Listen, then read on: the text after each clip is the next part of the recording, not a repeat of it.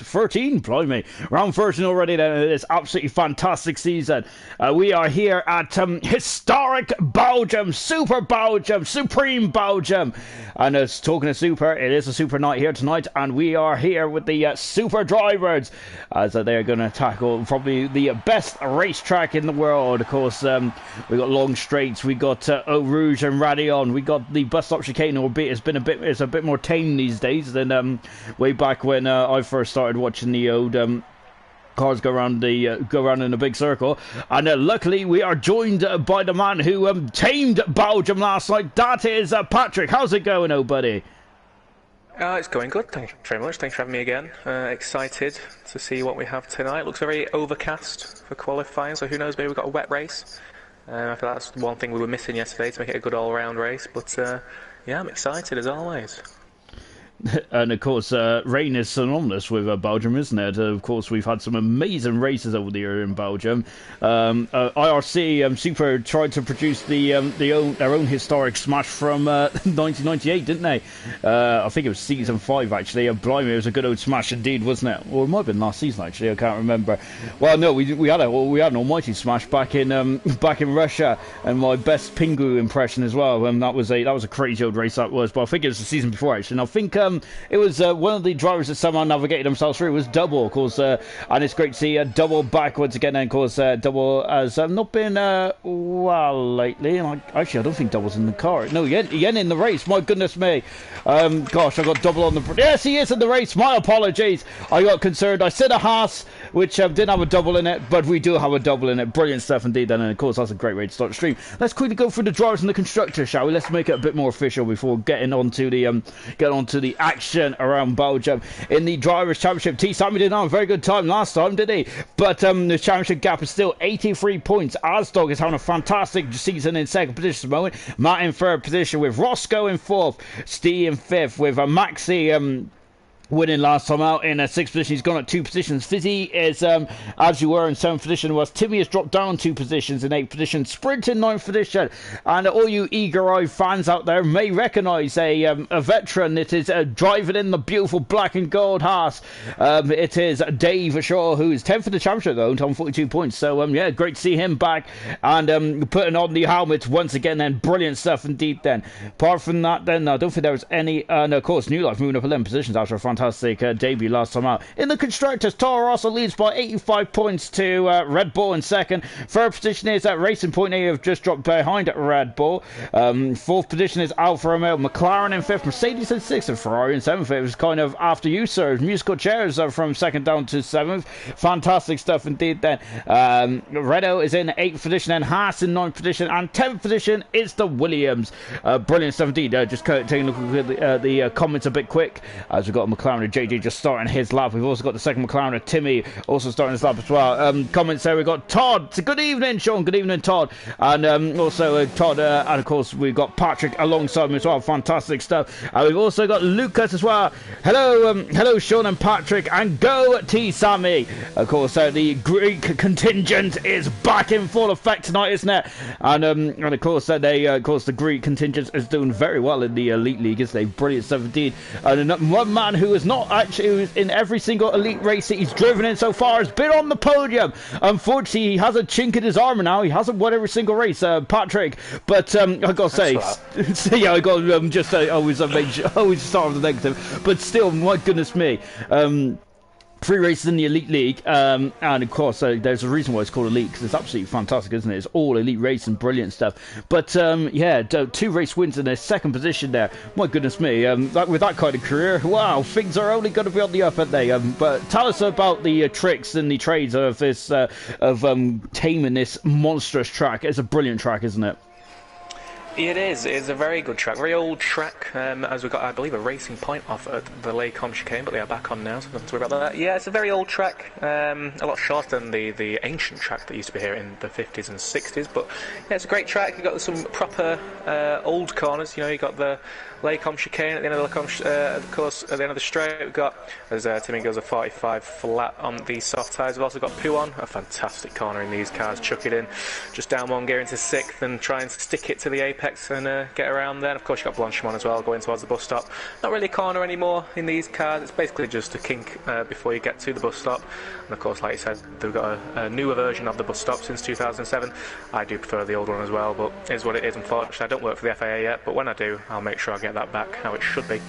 But yeah, it's a great track, and it should be a fantastic watch, of course, on lap 1, watching everybody go to the chicane at the end of the straight. Yeah, indeed. And if you do start to work for the FIA, I would also lobby to bring back the historic Hockenheim circuit. And yes, absolutely. I would also like the Nürburgring back as well. Maybe even go to Turkey. We got Ferrari off top of Eau Rouge. Oh, it's Hogg. Hogg is off the track there, and he's a lucky boy there, Patrick, isn't he? He's got all his pieces pointing in the right direction there. Oh my goodness me! I got to say that's very lucky there, isn't it? Incredibly lucky. Has he got any damage? It doesn't look like he does. So he mustn't have hit the barrier. He must have got on the brakes at the right time and stopped it from heading into the barriers. Of course, we had Kevin Magnussen, who made a massive crash there in 2016 in his Renault days. But luckily for Hogg, he has not hit the barrier. That would have been a dreadful start for him. Of course, he's got the blue helmet for the NHS still, which is always good to see. And I'd like to make sure everybody, just to get a message out there, everyone stay at home, keep yourselves safe. And thank you to everybody who's doing their part still to help in this sad time. But we've got some racing tonight to get us on the good mood. But look at that, Timmy's still on at first place with 45 flat, 1.4 seconds to Hogg in second. Of course, got a lot of people still to make their time. Of course, we've got Dave Shaw back as well, like you said. We've got another yellow flag somewhere. I think it is at Lake Chicane again. Yes, it is. We've got a Red Bull off. Let's have a look who that is. Is it Maxi? Yes, it is. Maxi was off. Of course, the absolute dominant winner last week in Hungary, so that's going to be a bit of a surprise for him. Let's see if he can recreate what he did there in Hungary. We'll wait for him to go around his lap, and then when he starts his lap, let's have a lap on board and see how he does. But until then, let's have a look at everybody else finishing their laps. Yeah, Snaff has also come off on the Kemmel Straight as well, which hasn't end too well for his Renault there, is he? He's got no wing on. JJ East. Oh. JJ East, what is he doing there at the bus stop chicane? It looked like he just completely stopped on the curb and tried to diagonal it to the pits. Obviously he wanted to get in there quite quick. It's a very narrow pit lane, actually. I was going to come on. Oh, goodness me! Sorry, come back down to me because Sven, it's gone into the wall. I think that's out of Stavolo or Paul Ferreira. I can't remember which two corners they are. But my goodness me, that was a smash and a half there from Sven. He is the first casualty here in this historic Belgian Grand Prix. Fizzy has just jumped up to second position, I think. Oh, no, I'm a couple of minutes behind there. But yeah, Sven there is gone into the wall, damaged the suspension there. Big old smash there. Just drifted wide there, and unfortunately for Sven, he is the first casualty here in Spa. I don't think he'll be the last either, but that is a shocking turn of events from Sven there. Patrick, how easy is it to crash there? We've had a couple of big old smashes there in the past. So I recall, I think it was Johnny Herbert back in the Lotus days. I think he had a big smash there as well. But yeah, it looks like Sven there. Do you think he just had a bit of understeer there and it caught him out? Yeah, I mean, it's actually surprisingly easy to do that. I mean, the curve on the left-hand side of the exit of Stavolo 1, you can actually push all the way to the gravel and you won't get an invalidation, so that's something we should look out to see if people are using all that track. But if you get the wrong line going into the second Stavolo, you can actually run very right, as we saw, get that understeer and get yourself into the barrier, so I think you're right. That is what's just happened. Let's look at Maxi now. He's got a 29.8 in Sector 1. Wasn't purple, though, so Timmy seems to still have the march on Maxi at the moment, but let's see what times everybody else can do as well. But yeah, of course, like you said, the understeer catches people out at Stavolo 2, and I think that's exactly what happened there at the same time. Absolutely disappointing there for Sven then in the Alfa Romeo. As we're on board, Maxi, the man who was incredible in Hungary last week. He really was, wasn't he? I can't believe it was last week already. Time flies, doesn't it? Over in IRC and league racing is absolutely brilliant stuff indeed. I got to say, I think Max has really come of age, hasn't he, in Hungary? And I think that I feel that now he's got his first win under his belt in Super. He's going to take off, isn't he? How do you feel when you get your first win in the league? Then do you just have it, or do you have just a new air about yourself, and do you just feel like you're more confident within yourself? How does it change as a driver? Oh, it does change it. It definitely changes. I mean, when I had it for IRC and Elite in Germany, it was kind of like I thought I was decent. I didn't think I was incredible, but getting that first win kind of gives you the confidence to then bounce back onto more and more wins and just do the best you can. As Steve gets a 44.6, of course, the winner from Hockenheim, and Maxi goes even quicker to a 44.4. So we've got the 2 last winners battling out at the top of Q1. Of course, you've got Timothy as well, who's never far off the pace.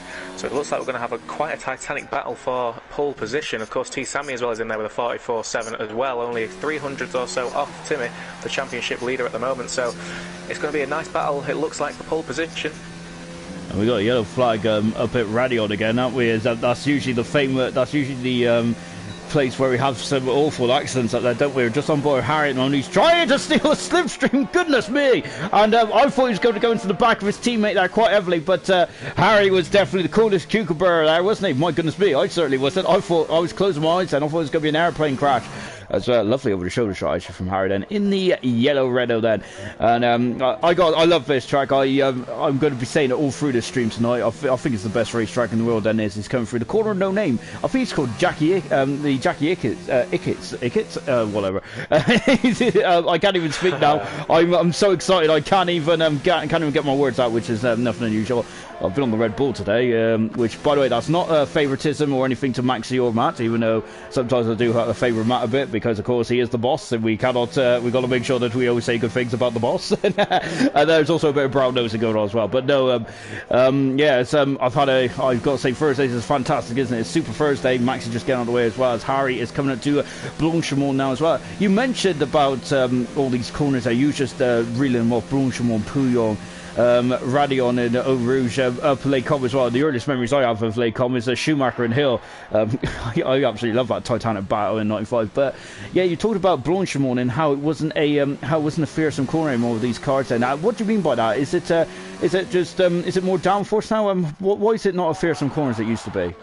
Yeah, it's a shame. I mean, on the old games, and even in the if anybody wants to check out the classic cars in this game, you can use Blanchimont and definitely see how it's different compared to these cars, because the amount of downforce they have now with these 2019 cars, it's basically just a kink in the road. It's almost like Eau Rouge. Eau Rouge is no longer a corner that you have to really worry about. You just plant the foot down, get the right line. It's the same with Blanchimont. You just get the right line and make sure you get the least resistance through the corner. In the way it's different, so if you have a wet race or something like that, you definitely see a lot of differences in Blanchimont.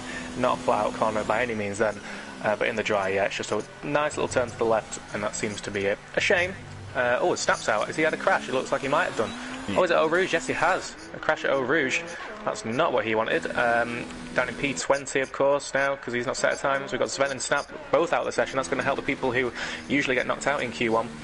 And hopefully for them too, it wasn't that big of a problem, and they're going to keep on going into the race. But yeah, Blanchimont is one of those corners. It's a shame really. It's just those corners that, as the cars get quicker and quicker, you just don't have a problem getting through them anymore. We've had a few of them down the line, down the years. Unfortunately, Blanchimont is one of the latest. What's the most challenging corner on this circuit now? Then I would, I'm very amateurist, and I got to say I think the Pouillon is probably fearsome to me then. But what corner do you like fear the most around here? If you ever fear a corner, that is. Good question. Yeah, Pouillon is a hard corner. It's definitely a hard corner. I mean, but the thing with Pouillon as well is because of the amount of downforce we have these days. Oh, we've got McLaren off the top of Eau Rouge, and they're out. Oh, the JJ East, I just caught the end of that. Top of Eau Rouge, he completely lost the car and smashed right into the barrier. I was saying before, Eau Rouge is just a flat-out corner. Obviously, it wasn't for him. So we've got 3 people out now.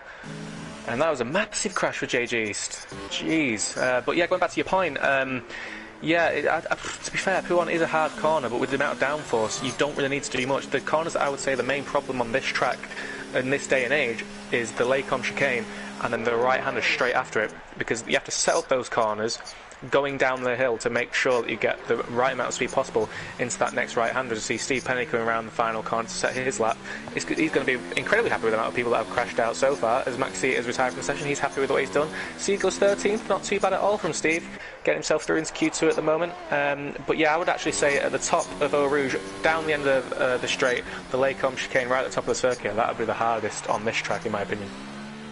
And that's where the action is as well, isn't it? Up top of Lake Cobb. I'm really looking forward to the race as well, because it's basically a drag race, isn't it? From La Source all the way up to Lake Cobb. It's absolutely fantastic. It really is. As Patrick pointed out, that we've lost 3 drivers in this first qualifying session. It's a brutal old qualifying session. A lovely shot here from Brown's rear wing there. Lovely shot of the downforce of the DRS there. Beautiful. At the moment, in the drop zone is Double Cream Cat and Broke Gorilla. Broke Gorilla broke his wing actually at the top of Radio there in the Ferrari. He was lucky to get away with it as well. Unfortunately, JJ wasn't lucky, and nor was Snap either. Snap had a big old smash as well up there. We didn't catch it there, but it must have been some kind of impact, because he was back on the other side of the track there, and Sven there also got off at Stavolo, unfortunately. Brown is going for a second lap then on the soft tyres. We haven't even mentioned about the distance of the track, Patrick. Of course, you did mention about the brutal and the scary old track of Belgium. Of course, this one is not as fearsome as that one, but it's still a longer track. It's the longest on the F1 calendar. We only got 22 laps on a race day, which is actually today, ironically, which is also good as well. But yeah, it's only 22 laps around here, and it's a long old circuit, this one is. So how does that affect you as a driver as well, or is it not, or doesn't it really affect you at all? I mean, it definitely affects how you go about the race and qualifying. So, for example, in Q3 around most tracks, you can squeeze in 3 runs on the soft tyres. That's just not possible around this track. So you've got to get your first, for example, in Q3, how I usually go about it is I get a banker in on my first lap. Second lap, try and push the boundaries, then third lap, just go over the limit and just hope the car sticks. Whereas at this circuit, we only have 2 opportunities for that. So in the first lap, you've got to get a banker in, but you've got to make sure it's quite a fast banker, so that if something does go wrong in the second lap, you've still got the position that you want. So it does change the way you go about things. One thing I would say as well is usually we would see mediums being used in Q2, but around this track it's so low degradation you can actually do mediums for the entire race. So what I wouldn't be surprised to see is if everybody goes onto softs in Q2, as we got Steve retiring from the session as well. He's happy with his time. But yeah, I wouldn't be surprised if everyone stays on the softs in Q2 to get through to Q3, get the best time possible. Because of course, if there's a safety car right at the start of the race, they can just pit straight away, get the mediums on right until the end of the race. So personally, I'd like to see everyone on the softs. That's probably the best strategy. We see Dave Shaw I'm on board with now. On his outlap, of course, his return to the IRC in Super League, of course, like you said, as we've got a yellow flag in Sector 1. It just lets someone get out of the way. Yes, it is. So yeah, we'll see. I'm going to keep an eye on Dave, see how well he does in his black and gold hat. Yeah, I'm quite excited to see how he does. And you did mention that safety car there, which I got to say, it's I think it's been out in the IRC races quite an awful bit, especially around here in the history of IRC. Of course, this is the scene of the best ever elite race, in my opinion, last season. I absolutely loved it. Of course, Heavy Rain, a safety car just for Heavy Rain was absolutely outstanding stuff. It was absolutely a brilliant race to watch. But yeah, safety cars. How do you feel? Do you prepare your race for safety cars, or is that just too big of a gamble? Have you just got to just run your own strategy? It very much depends. Very much depends. It depends on the track. So, for example, Hungary, where we were last week.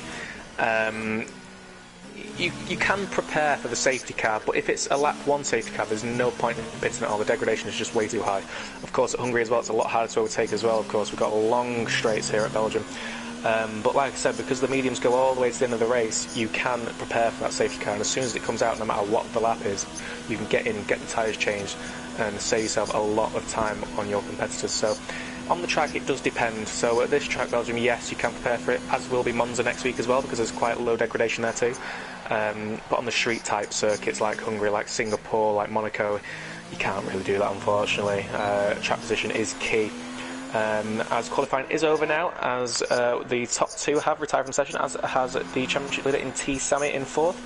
Timmy's staying in the pits. He obviously wants to see what everybody else does, but at the moment it's Brown and Creamcat who are out of the session. Of course, they've finished now as well, so we have our 5 that are leaving us at the end of Q1. Brown, Double, Creamcat, JJE, Sven and Snap are all out of the session. But let's have a look at Dave Shaw. He's going around the final section. He's already through to the next session, but he might not know that yet. So let's see what time he can do as he goes through Stavolo 2 onto the back straight, where a lot of overtaking will happen into the bus stop chicane. I'd mark my words on that one. And then going down into turn 1, I'll probably see a lot of fighting, especially on the first few laps. Let's see what he does as he goes into the bus stop chicane. running out of ERS, but let's see if he can save it. Yes, he does, going into the bus stop chicane now, getting the nice bit of curb on the exit. Yes, he's done that quite well. Let's see if he guns it to the line, stays to the right-hand side for the minimal resistance, and he does. Oh, 10th place, 45.7, great time from him. And I believe that is the end for Q1. There were some big improvements at the end of Q1. There was just on board with Dave. A fantastic insult out there from Dave as well, because he was 1.1 seconds up on his second sector time. Then fantastic. Broke Brilla as well. It jumped from 17th to 6th there. Brilliant stuff there.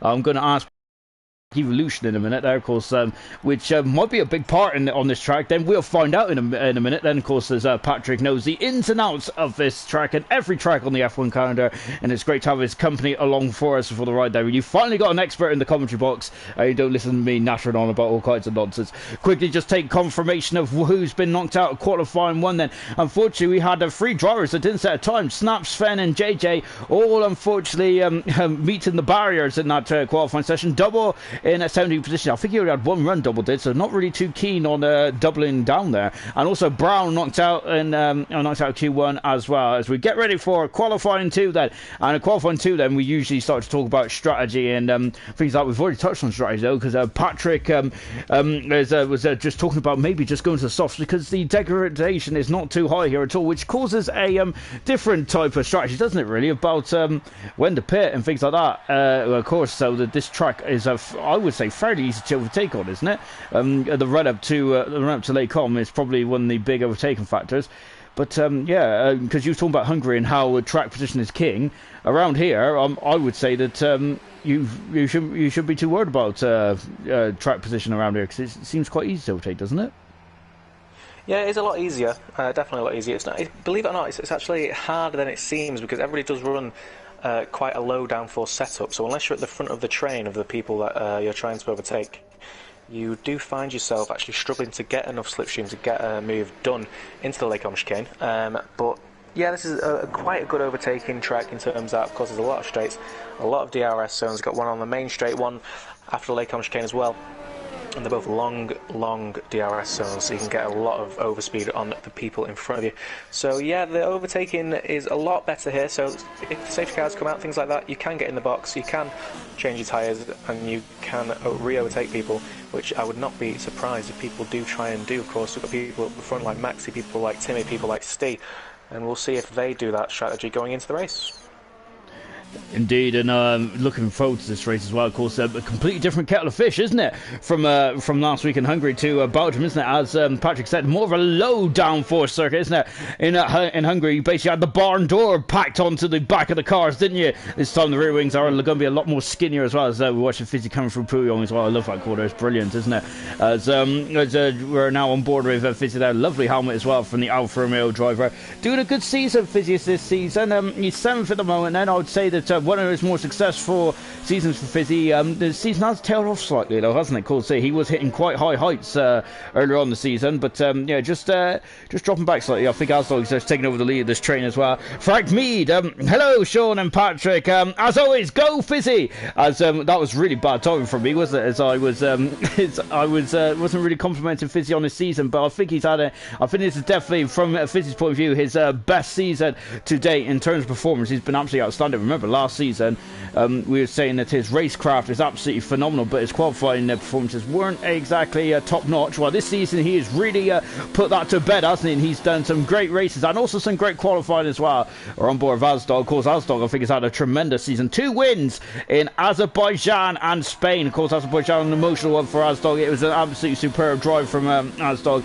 and one that he richly deserved. Hog there retiring from the qualifying session there, unfortunately then, so we're going to be losing 4 cars in this session. Well, depending on if Hog actually gets knocked out of the top 10, which I almost certainly think he will. Asdog coming up to Lacom now. Then you can see Brett dropping down into 4th gear. And got a lovely bit of sunshine, hasn't we? We were a bit concerned at the beginning of qualifying about rain, and of course I think that the Ardennes Forest here just have its own weather system. It really does. We've had some incredible races over the years here. Of course, 98 I mentioned as well. IRC did their own version of the 98 crash, didn't they? But slightly further on, Petty's retired from the session. He's gone off it. Oh dear, at the top of Eau Rouge, and that is not good at all there for Petty. What a shame from the Mercedes driver there. there. Oh dear, oh dear. Patrick, another person is off in the hedge there. Well, I mean, Eau Rouge actually struggling for everybody now. I mean, I do have to say, yesterday when I was going through Eau Rouge, of course, we've got a lot of low downforce setups, of course, because we've got a lot of straights here at Belgium. Eau Rouge can become quite tricky if you do clip a curb or something like that, so that's probably what we're seeing here. Of course, we've got 4 people now who've struggled there, as Fizzy goes purple in the middle sector, just right on board with the Alpha in at the final sector of the lap. Got a Red Bull in front of him as well. But yeah, Steve, another fan favourite name to crash at the top of Eau Rouge, so unfortunately for him, he is out, but let's hope that he's the only person else to crash in the rest of this. Asdog is a 45.8 on the medium, so some people are still trying to do the medium strategy. It looks like Matt inside the Red Bull is as well. Yes, he does. He goes a 46.2, and Fizzy goes second with a 45.9, so we've got quite a few different strategies going at the moment. Let's see who comes out on top. And Timmy's just gone fastest by almost 6/10 of a second. A fantastic time there from Timmy.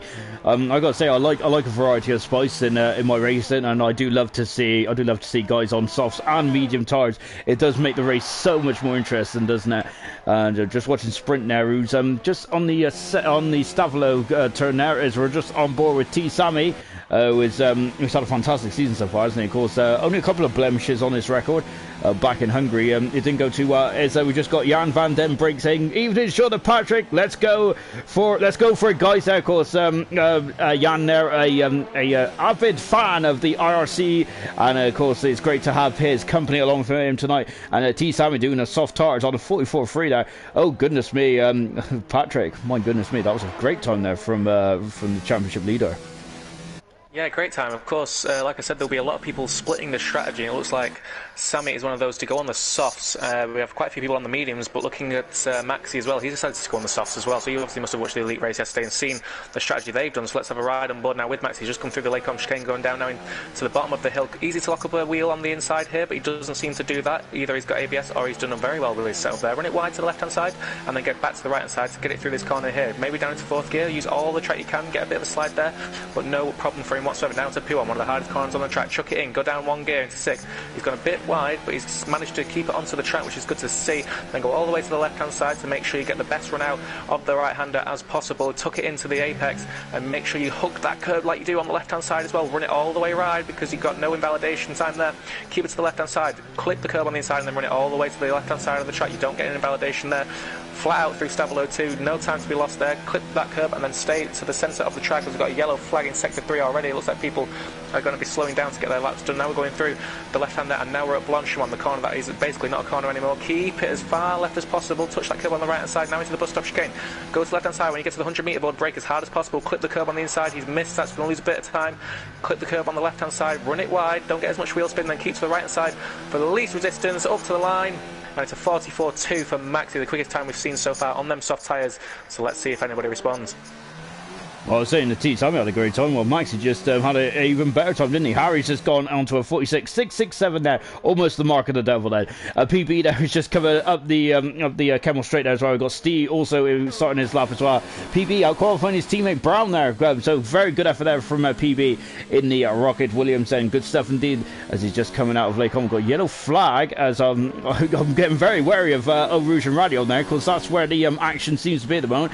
And Steve hasn't made it through there safely as well. Good stuff indeed then. PB just going slightly wide, but it's still a decent time nonetheless then from PB then. So as we're just coming into the second half of qualifying 2 at the moment, we've got soft tyres for the 2 guys at the top, and we've also got soft tyres for Fizzy and Matt as well.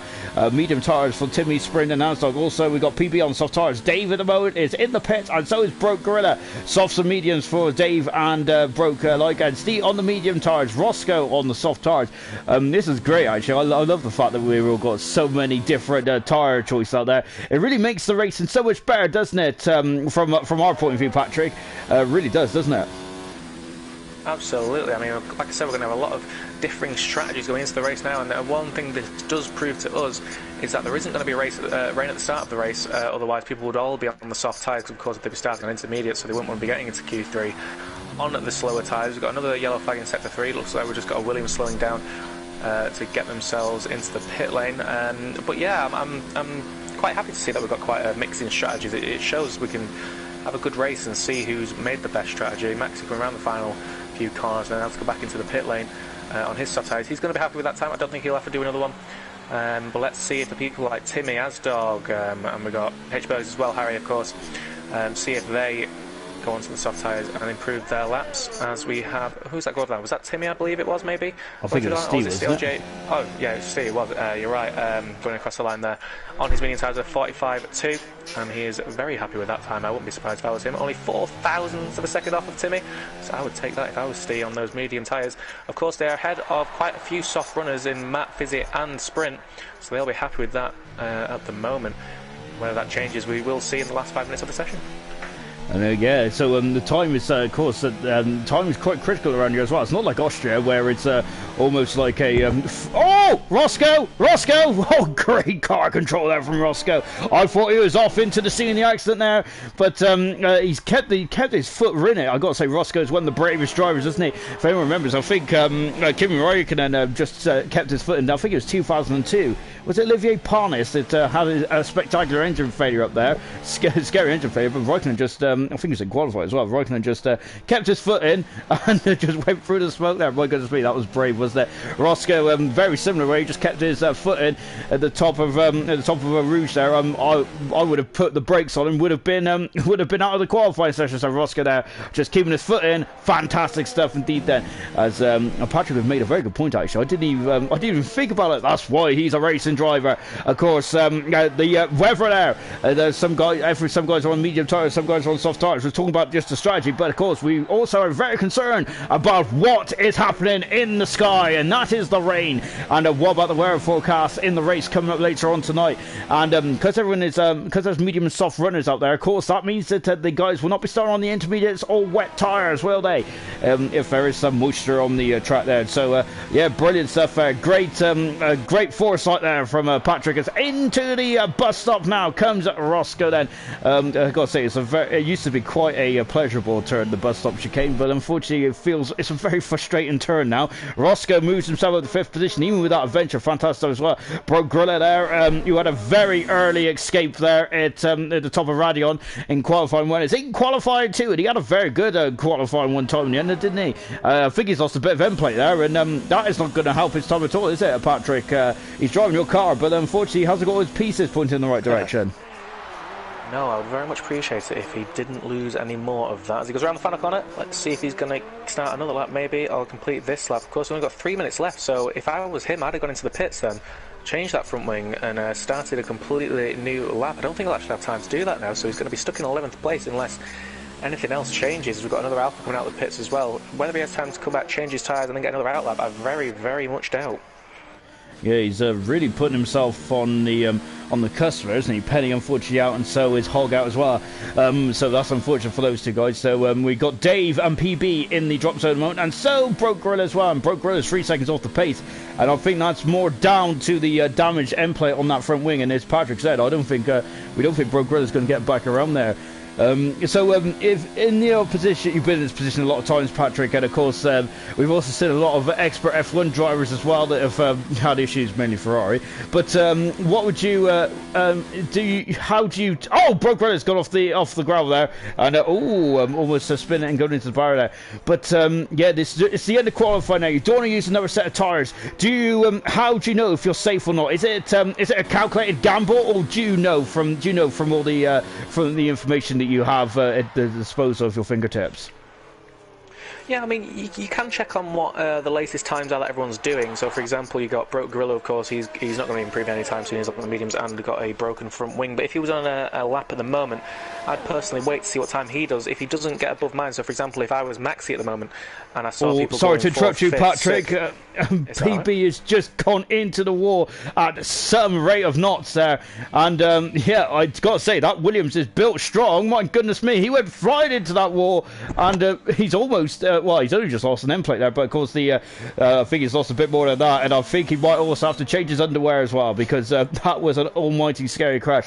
Apologies, Patrick. Carry on with the insight you was providing us there. No worries at all. Feel free to interrupt me whenever you need to. If you have a driver that's on a lap and they go 4th, 5th and 6th, for example, if you're first, I'd know then. I'd know straight away. I don't have to worry. But if you've got a few drivers who never usually get to the top of the standings in Q2, if you get a few of them who go ahead of you and don't actually try too hard to do that, that's the moment where you think, right, I need to get out there, get another lap in. Even if it's just a bank lap, even if you don't finish that, just to make sure. As Gorilla has retired from the session, was that in the pit lane? I believe it was, so he knows he's going to be out of this session.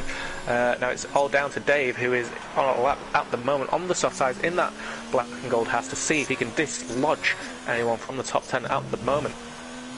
Oh, this is going to be very tense indeed. Of course, Harry is just on an outlap as well. Fizzy also on an outlap, as is Azdog on an outlap. Sprint as well. Roscoe is elected to stay in the pits. Steve has come out on the soft tires as well. This is going to get very, very tense indeed then. I wonder if some people are doing exactly what Patrick has mentioned there. Just covering themselves. They don't have to complete the lap, but they're out there anyway. Of course, you got to be in it to win it, don't you? You got to buy a lottery ticket, don't you? As Dave just coming through. Stavilo then, second intermediate. Good time indeed. A 16.8.9 for them. Beautiful stuff then. Taking and giving the outside a lot more respect than what Sven was in qualifying 1. Unfortunately, Sven in the Alfa Romeo is met his demise, but we will be seeing him in the race, so don't worry, Sven fans, he will be back in action in the not too distant future. We've got less than 30 seconds left for this qualifying session. Here comes Dave, car 25, as he navigates the bus stop chicane then, and he comes into the final corner, and away he goes, and he's in 6th position. Apologies about that, I got distracted as my housemate just brought me an Easter egg, and I love chocolate. Anyway then, so Dave is through and into Q3 then. So it's going to be between Azdog, Fizzy. This is going to get very tense indeed then. As Azdog is in 10th position, Fizzy's just gone up to 4th position. That should see him safe then. Sprint 7/10 second up. Azdog also on there as well. Harry is on the AstroTurf there, and then that was getting very, very scrappy from Harry. We've got Timmy out on track as well. Is Timmy going to complete his lap in the McLaren? Just taking a look then, does he? No, he's in the pits then, so he is safe then. Next man to come through is Sprint in the Mercedes then. He navigates south through the bus stop chicane, accelerates away there, getting tail happy then. Yellow flag has won the Haas. Dave. Sprint goes over to 7th position. Good stuff indeed there. Roscoe is finishing. And Harry coming through now then. Harry is coming through then. DRS right on the money. He is in 9th position. Roscoe is in trouble. What about Azdog? Azdog's a 10th for a second up there. So it's between Roscoe and Azdog. 2 huge names in Super. And my goodness me, there's going to be an upset. There's going to be tears. Steve's gone fastest. My goodness me, that's a cracking old time there from Steve there. 2 tenths of a second in front of Maxi, last week's winner. What about his teammate Azdog? 2 times race winner this season. He's got on the AstroTurf, getting very squirrely then through the first part. Stavilo, second sector, 7 tenths of a second up. That should be safe. He needs to keep the momentum then as he comes to the final section now. Just one more breaking point to go in this lap then. Of course then, it's not as fearsome as it used to be, is it? Coming through Blanchemont now then, not even a hint of a lift then before coming up to the bus stop chicane then. He drops down several gears then into second gear then, tickling 50 miles an hour then, accelerated away. He's run out of deployment, but he comes across the line, and that should be safe. It is safe. Unfortunately, we have lost Roscoe. Wow, that is a huge shock in the end qualifying too. My goodness me, that was quite a shot there, Patrick. I wasn't expecting to see you at Roscoe taking the walk of shame in Q2. I wasn't at all either, but fantastic lap from Dave to get himself back into the top 10 straight away, from having raced his away, of course. But yeah, good luck from Azdog under pressure right at the end there in the racing point.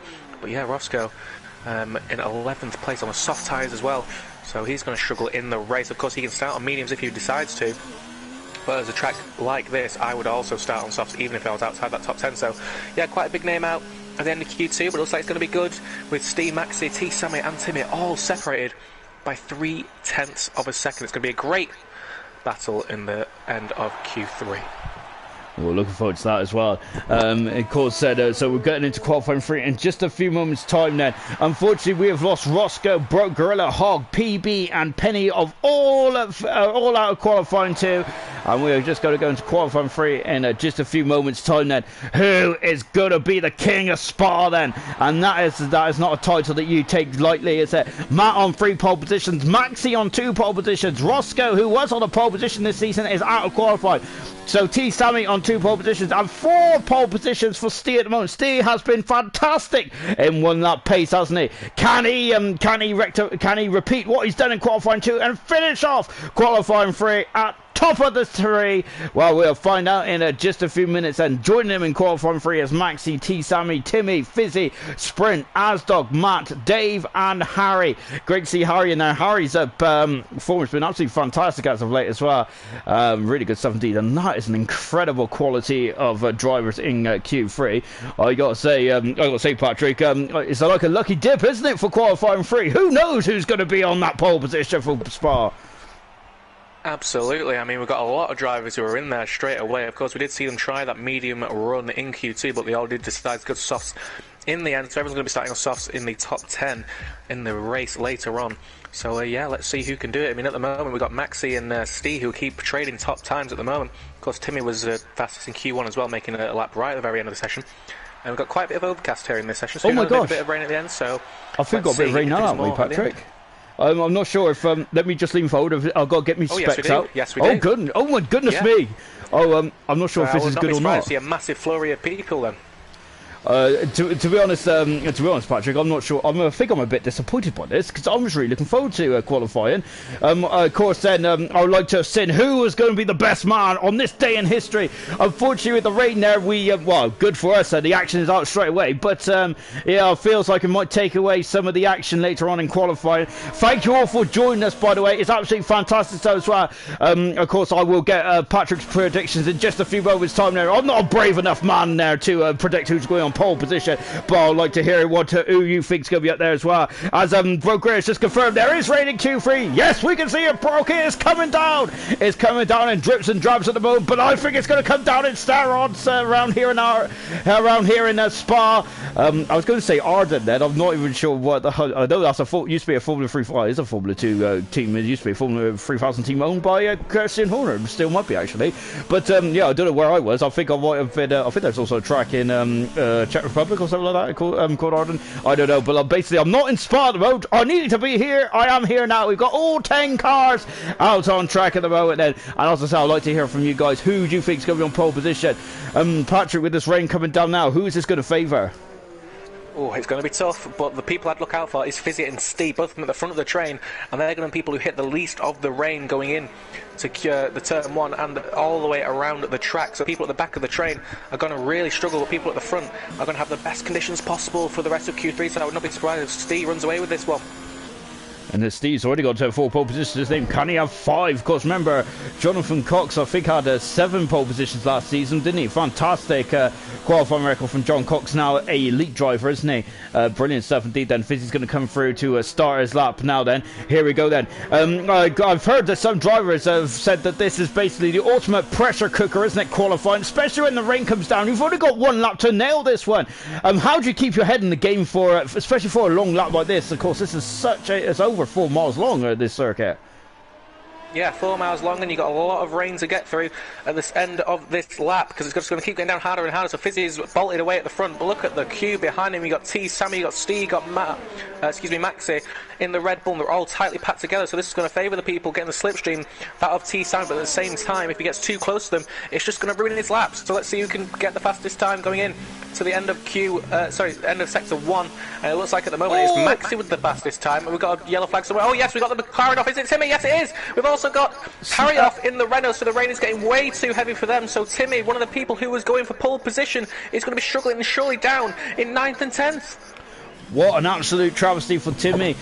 Timmy, I feel, has had a lot of bad luck, and we might touch on that in a bit later on then. Fizzy there is still leading this train and coming through Puyol now. I've got to say, this is bravery. He's on the curb. He's on the curb. He's kept control of the Alfa superbly well. I got to say, that is an absolutely fantastic bit of car control from Fizzy. Brilliant stuff as well. Of course, if anyone remembers, for Giancarlo Fisichella, got pole position in 2009 here in the Racing Point, or should I say Force India. But I mean, the one time I actually got the car right to this the wrong year. Now Fizzy there. Oh, and once again, this is an adventure of a lifetime from Fizzy. Absolutely love it. Here he comes up the Blanchimont as well then. Of course, in these difficult conditions, there's going to be a feather in the throttle. Let's take a look. There's a bit of a feather in the throttle. Of course, he was tickling the throttle there. Off.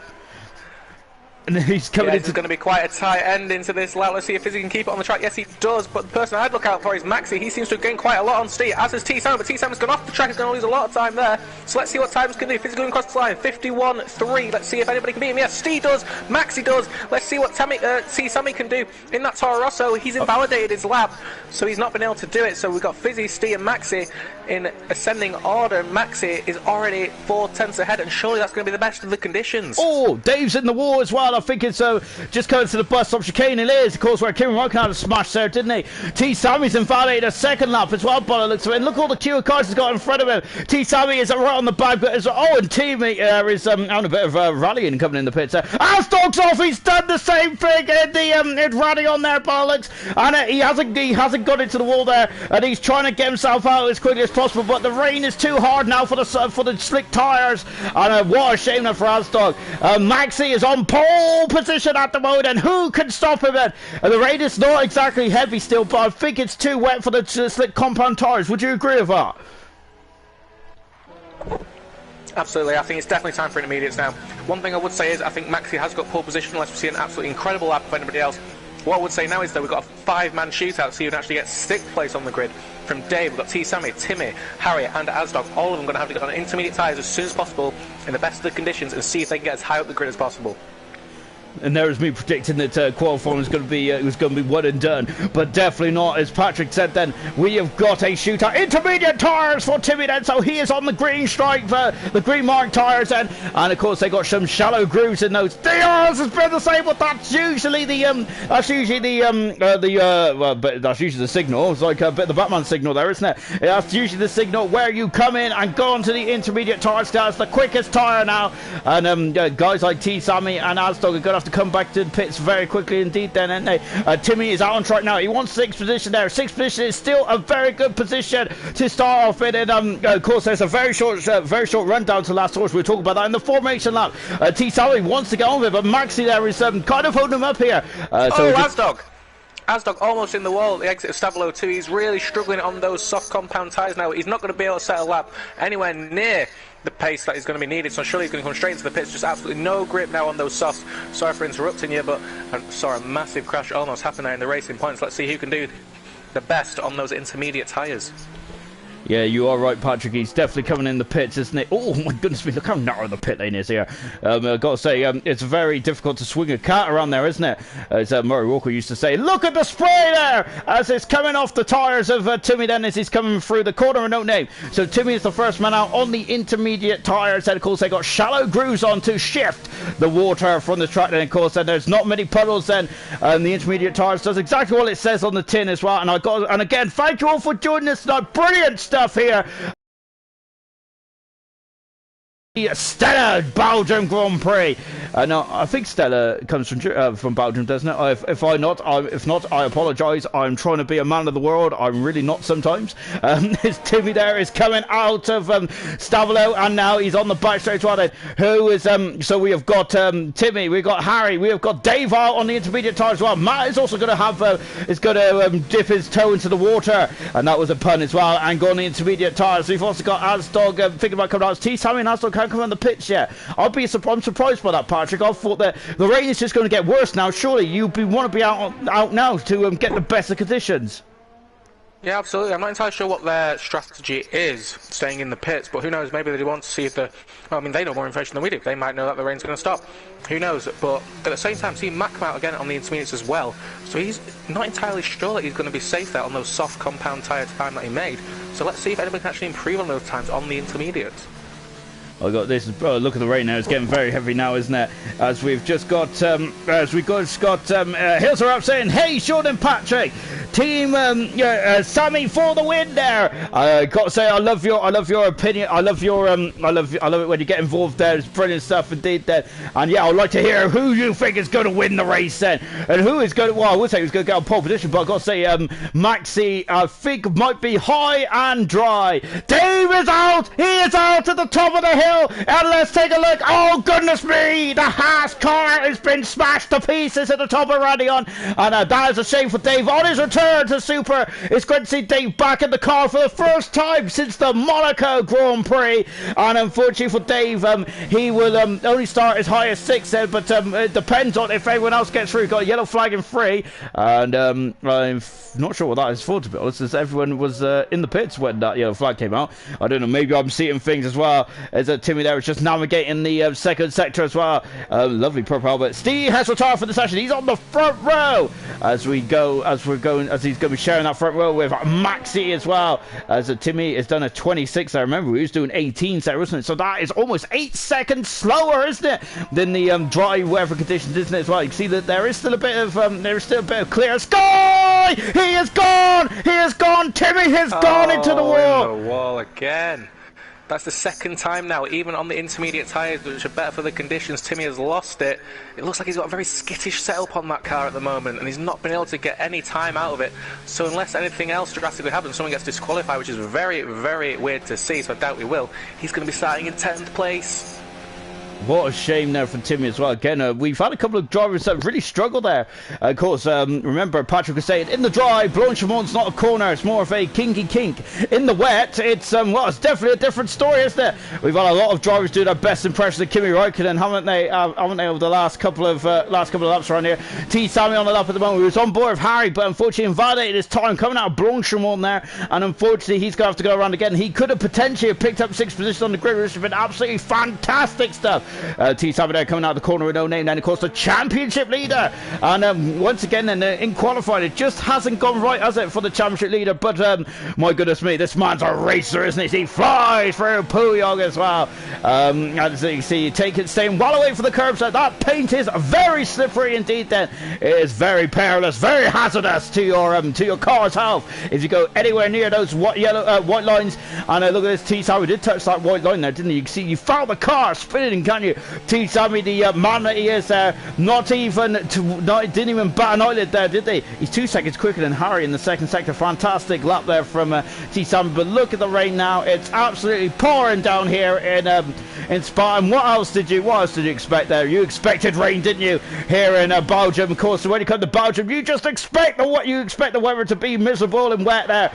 Now T. Sammy coming into the bus stop chicane there, going slightly wide there, but he's trying to carry as much momentum as possible. He comes into the final straight. He is in 6th position there, 4 seconds away from Matt at the moment. Matt is out on the intermediate side as well. Asdog's invalidated his time, and he's not close to home either. He's got half a minute to get around. I don't think that's going to be enough then. Can Harry get up into 7th position on the grid there? He potentially could have got 6th there on board with Harry, and he invalidated his time around this place last time he attempted to do it up. The car 85 then in the Renault then, navigating through the bus stop chicane. He's run out of deployment around Spa then. Of course, Spa's a very hungry track for Urs and when you want power, don't you? Harry is just under the 2-minute mark. He is 7th fastest then. Asdog's invalidated this time. The checker flag has fallen here in Spa, and I think that might be our grid then. Dave is going to start 8th then after a very after he crashed out, unfortunately, but still 8th position is not a bad time at all, as Asdog is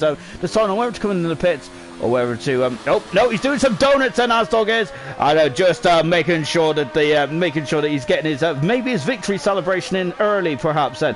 But yeah, lovely bit of show there for the fans in this a very damp Belgian Grand Prix. But yeah, Patrick, what a fantastic qualifying session now. Unfortunately, I feel that the rain might have spoiled some of our fun in the end then, but nonetheless, Maxi on pole position, fantastic lap on the damp conditions.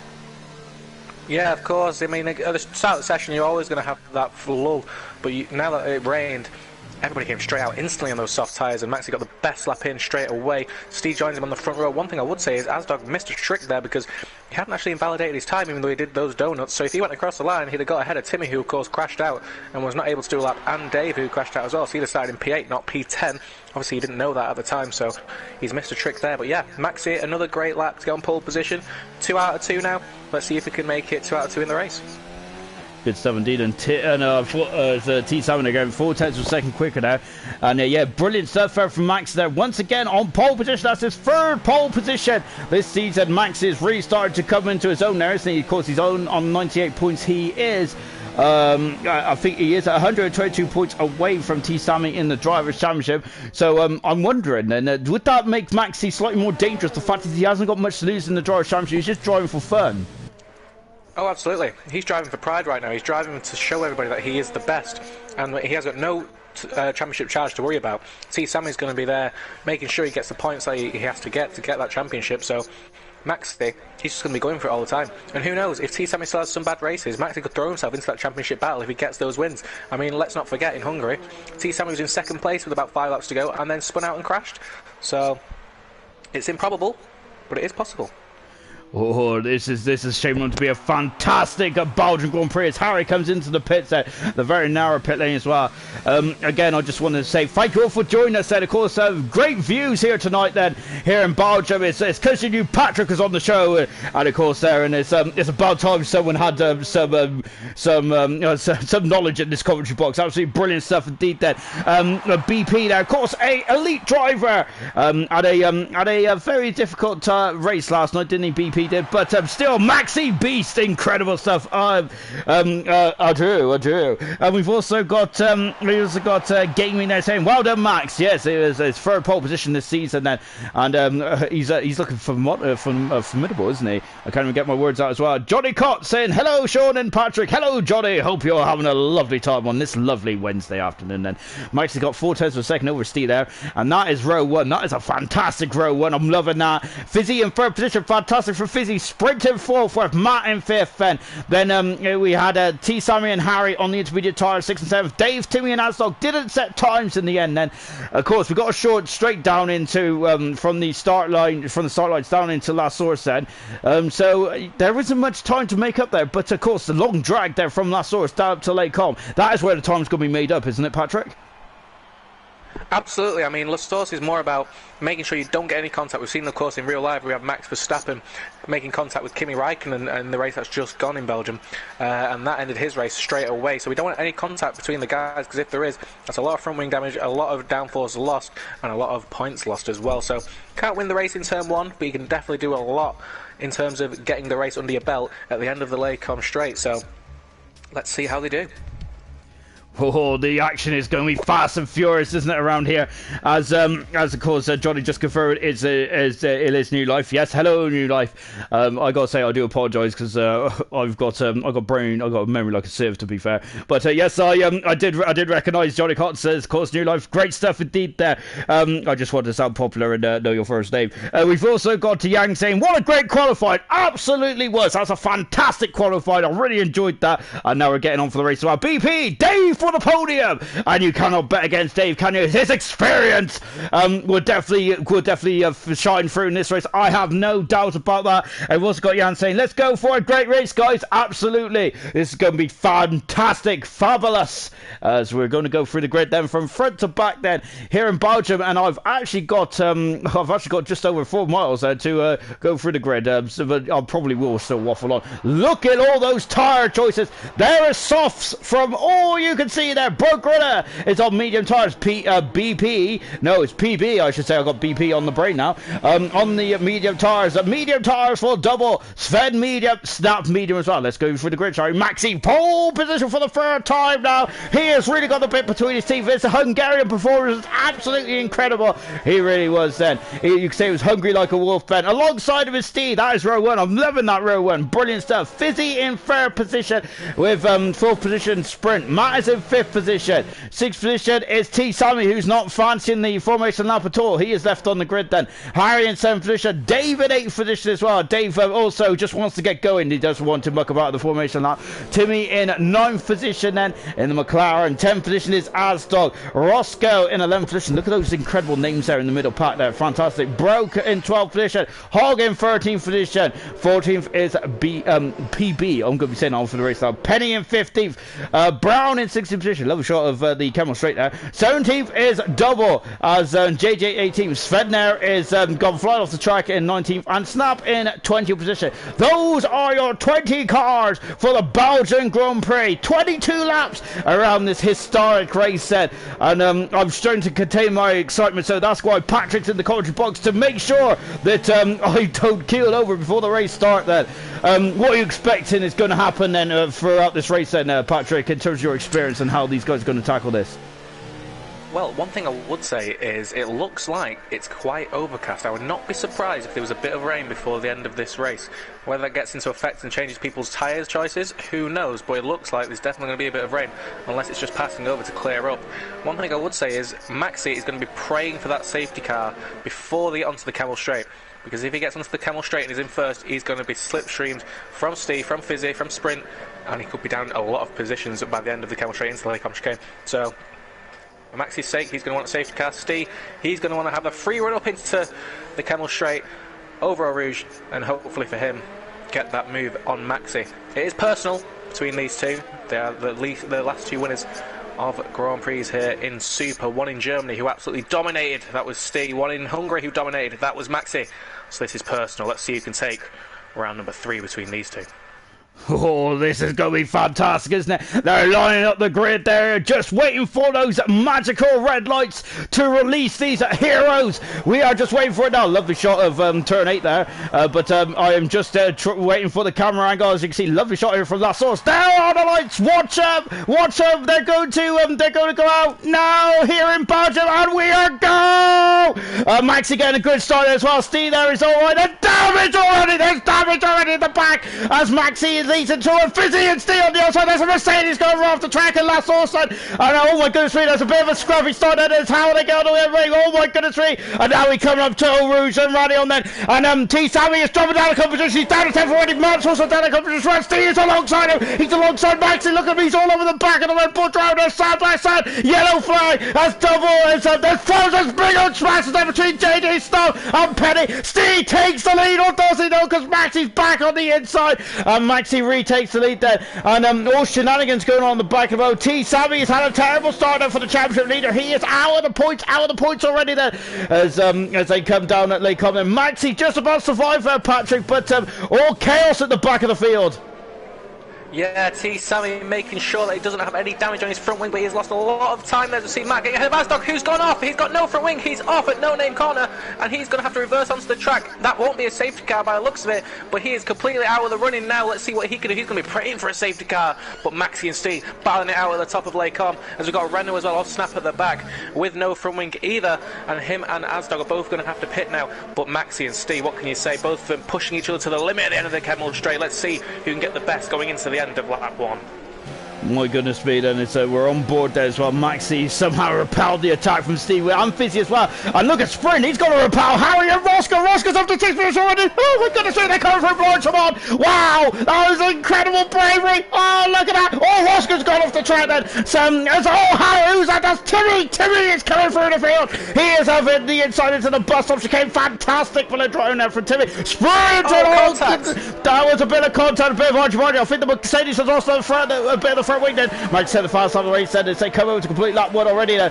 Roscoe is going on the Timmy's on the inside. Sprinters dropping down the order. I think Sprint's got a bit of damage to that Mercedes there. What a shame. Matt dropped down 3 positions, but he's coming back from the field now. Timmy, T Sammy I should say, is also coming back from the field as well, but they both dropped down 3 positions. Yeah, safety car! Staff is out of the race then, and that is exactly what Asdog wanted, and Sven as well.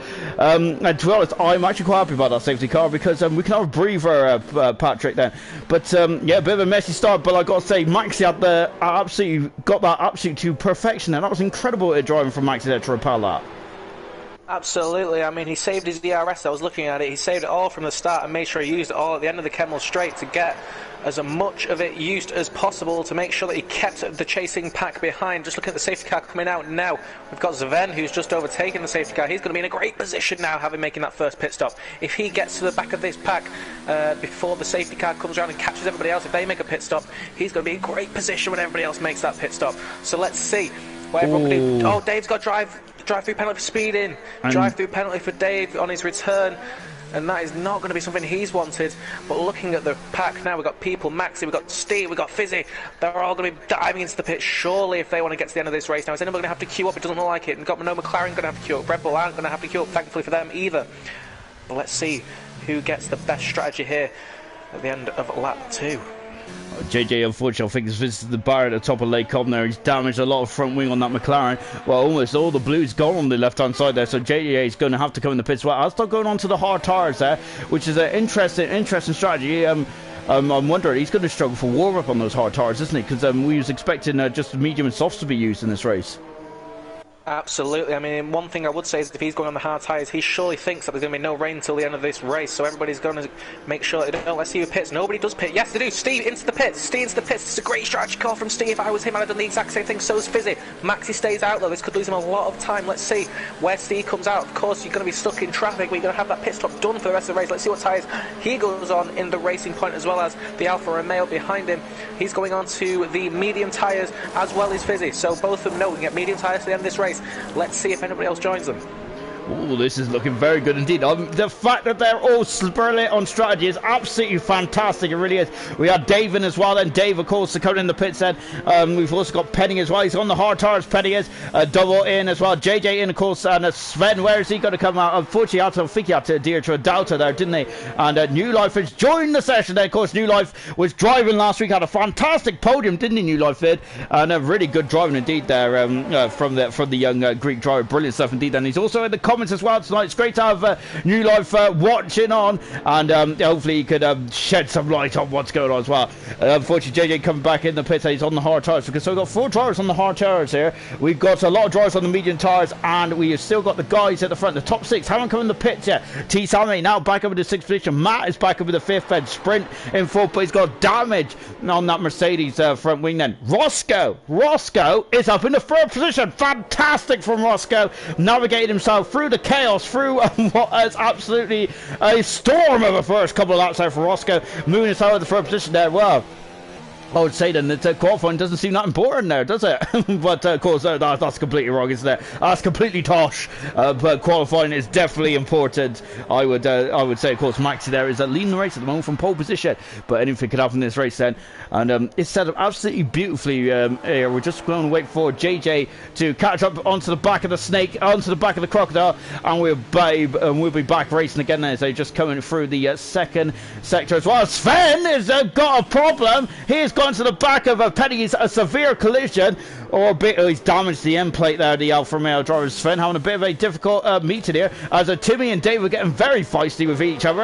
As I think they want to get back racing here. Of course, guys, you got to keep it under wraps for now. As we have got another lap behind the safety car, I believe, then, because we haven't seen that magical message of the safety car coming in at the end of this lap. Then we see a lot of incidents behind the safety car. Patrick, how difficult is it to drive behind the safety car? Because I got to say, there's a lot of damage that seems to happen behind the safety car, and a lot of penalties get handed out. Yeah, it's very difficult. I mean, you don't have any brake lights on a Formula 1 car, so it's very, very hard to see what the person in front of you is doing. So you've got to very, very judge it the best you can. One thing I would say is this has brought Timmy right back into the running, of course, in the McLaren, right behind Fizzy and Steve. They've all pitted now, so they don't need to pit to get in this race, and they've gained a pit stop effectively on Maxi. We need to see if Maxi can pull out a gap at the start of the restart, excuse me, as we see somebody else coming into the pit. It looks like it's another Alfa Romeo. Yes, it is Sven. Once again, he has that 5-second penalty. He's going to be able to take it behind the safety car. Let's see this. But let's see what tyres he goes on to as well in the Alfa Romeo. He's going on to the medium compound tyres, and the hard compound tyres, and he is getting a front wing change as well. So let's see what Maxi can do at the front. Who would you say this is set up beautifully for then? Would you say that Maxi's still got the advantage having the clear track, or is it the likes of Steve who is coming to the pits, going to the medium tyres, and we predict that he should go to the end? Oh, of course, barring what the rain gods do around here. Who do you think is in the best position so far in this race? I believe Steve, Fizzy and Timmy are all in great positions now. I think Maxi's kind of missed his opportunity now to pit under the safety car. Because, of course, let's not forget, you can overtake at this track. Even if he does get held up, just Steve behind Hogg, behind PB, behind Brown, he's still going to be in a great position to get ahead of Maxi after he pits as well. So let's see. But at the moment, Dave Shaw gets another 5-second penalty for exceeding the track limits. That's a bit of a new boy's mistake here, especially behind the safety car. But of course, he's back after a while off, so we'll forgive him for this one.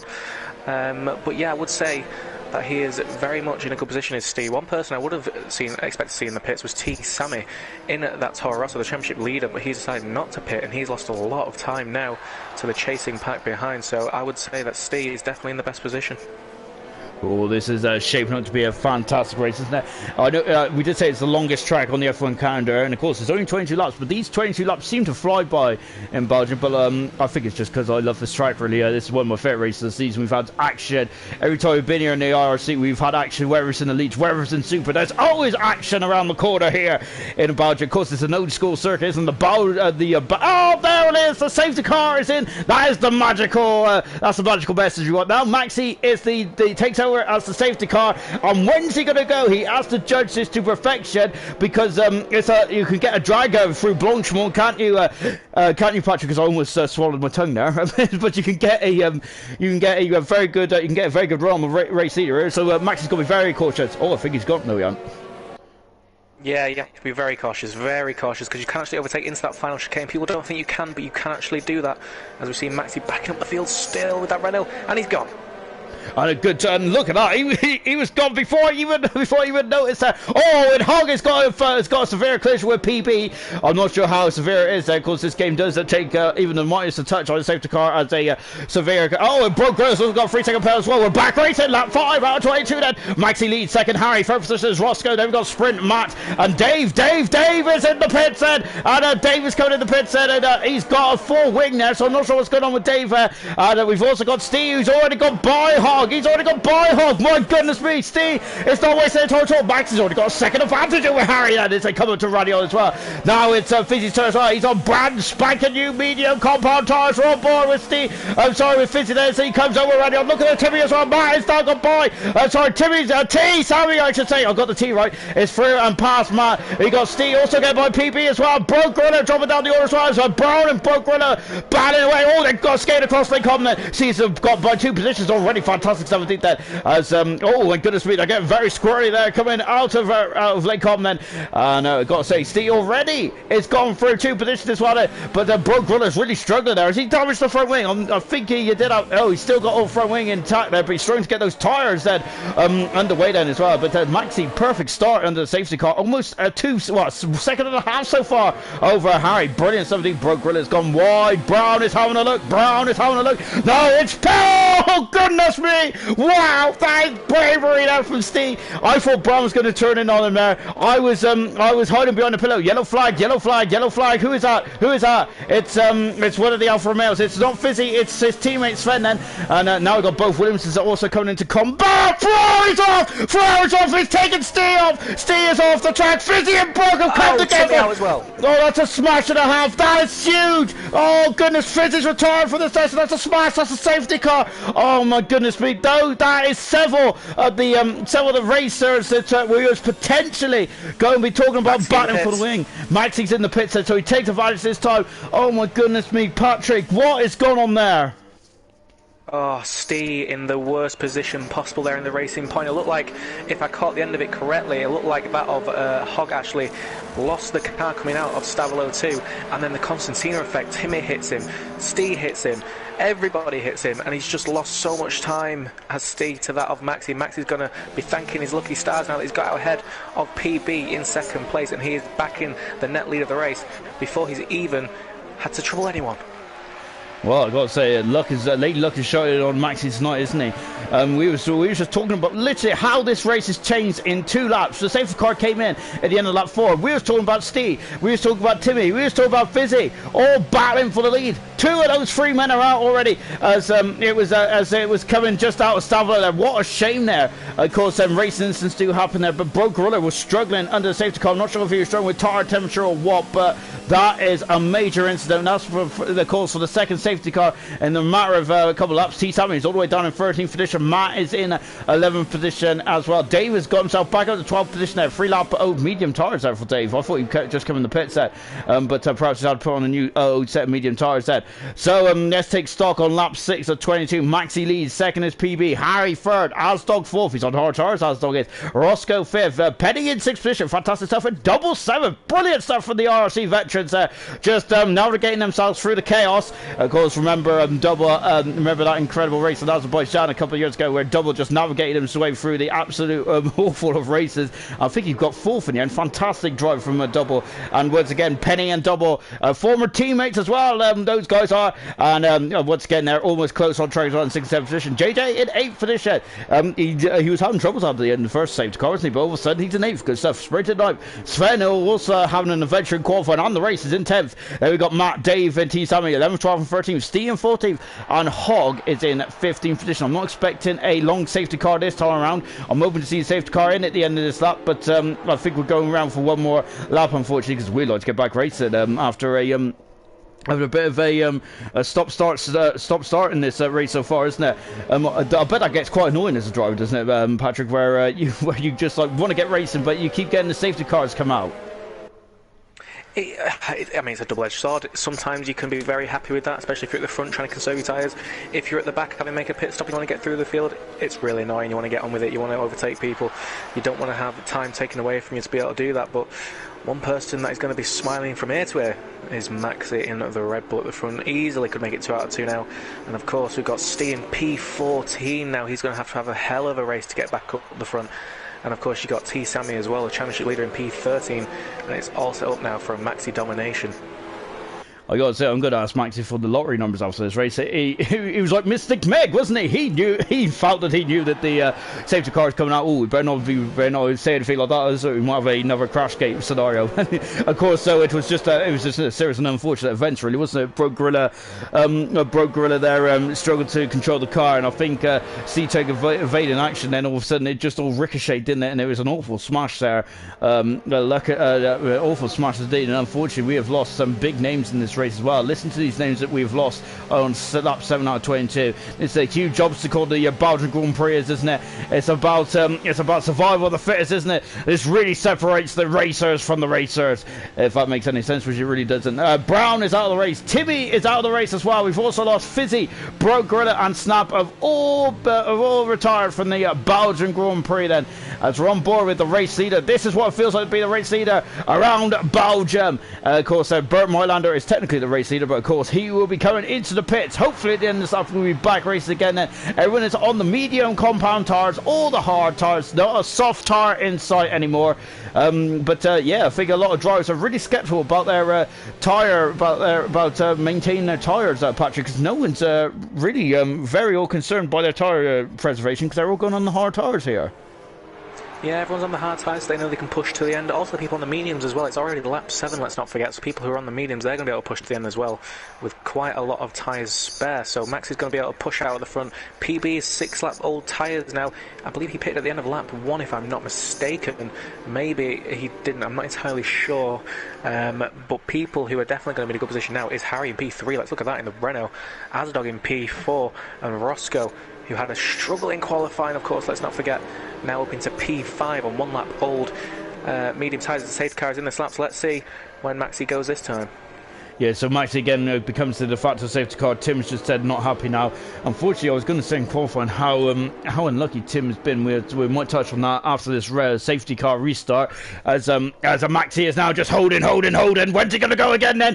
Of course, then is look at them all. They're just queuing up then. I think he's gone. Is he gone? I think he has gone. He has gone. He's almost got 5 times a second over PB, who's in second position. PB, we didn't stop under that safety car, and he has done 6 laps on those medium tyres. I think the PB, no disrespect to him, might be dropped in the next couple of corners or so, because it's a Harry. It's got Squirmish, and Alston is alongside him. Alston is through and up in the third position. A fantastic drive from Alston. It was all going wrong for Alston. Dave is back in the pits. Dave seems to be in the pits quite often at the moment there.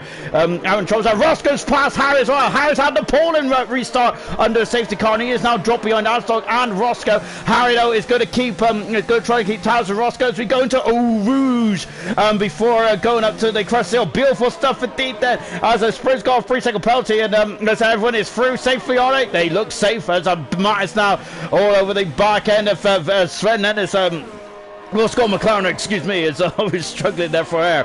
I almost forgot to brief on JJ 7th position. Matt's also got up his 7th position. He's up to the inside. Sven passes the Alfa Romeo, and he is through. What about T Sammy? He's trying to get through as well. There's Steve as well, who's also all over the back of T Sammy. And my goodness me, look at the names there here in the midfield. Done in. Dave once again back in the pits, and I think he was just taking his drive-through penalty, and he's down in 15th position there. But I wouldn't quit from this race, not by a long shot. Dave doesn't quit anyway, unless Dave hardly quits anyway. So I don't think. And with the safety car been appearing for the last several laps or so, it's definitely not wise to be quitting at this stage of the race. We're on board T Sammy.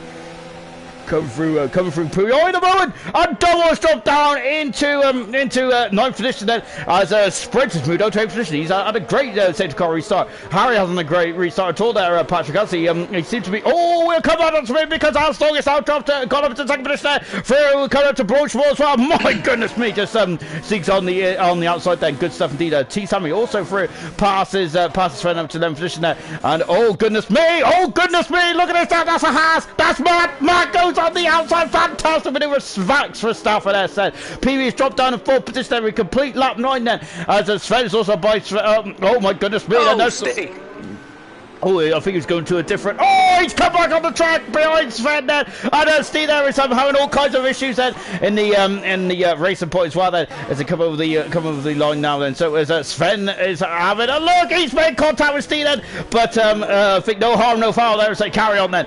I will hopefully we'll come back to the point. I was going to come back to the Harry point now. Didn't have a very good start under the safety car there. Was that just was that the problem with getting these conditions of the tyres right there, or was that just him sleeping? Oh, into the barrier, Sven! Sven! Sorry to interrupt you. Sven goes right into the barrier, and so is Hogg. So it's probably going to be another safety car. Surely no virtual safety car at the moment, so no one's going to be able to gain from this. But that was a massive smash at the top of Eau Rouge. That's the 5th person now to crash at the top of Eau Rouge. He's out of this race. Of course, that's where he crashed in qualifying as well, if I'm not mistaken. But yeah, like you said, Harry had a terrible restart there, and he's down now in 5th place. But I mean, the one person I would say has had a fantastic restart, of course, is Maxi. 4.7 seconds ahead already of Asdog. But of course, Roscoe as well. He was in P5 and he's gone up into P3 in the podium positions now. So yeah, great start from him. Incredible stuff Roscoe's having at the moment, isn't he? There's another virtual safety car, so at the moment, and they have to adhere to a delta time. So on their steering wheels or in their graphics, and they have to make sure that their time is green. They cannot go red, or they will get a drive-through penalty. It's easier said than done, especially with the competitive nature of all these drivers. Then, as we're just now agreed, we're back racing. We're on board with the championship leader. Roscoe is all over the gearbox of Aston. Oh, he was. Aston's just left him for that side.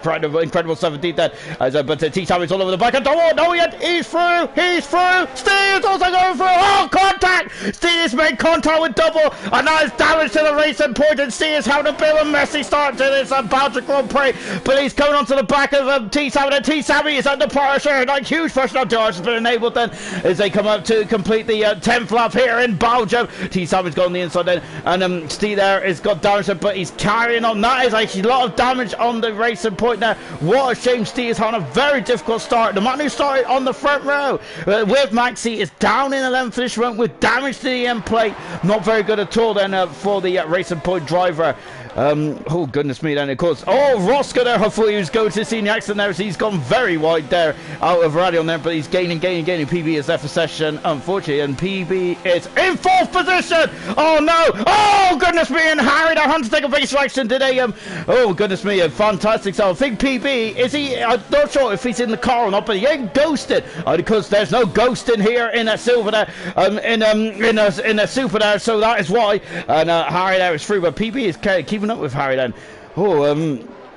Patrick, apologies. Hopefully we get a word in a minute, but goodness me, it's been absolutely incredible in this race. We've only come up to half distance in Belgium, and it's been a very wild 10 or so laps, hasn't it? So far, but my goodness me, when it it's Max has gone to the back of JJ, and now T Sammy's all over the back of Matt in the midfield. Yeah, I was going to say, when it rains, it pours for Steve at the moment, isn't it? He damaged this front wing. He's down in 11th position there. It's just not going well, is it, at all, for the man who started on the front row?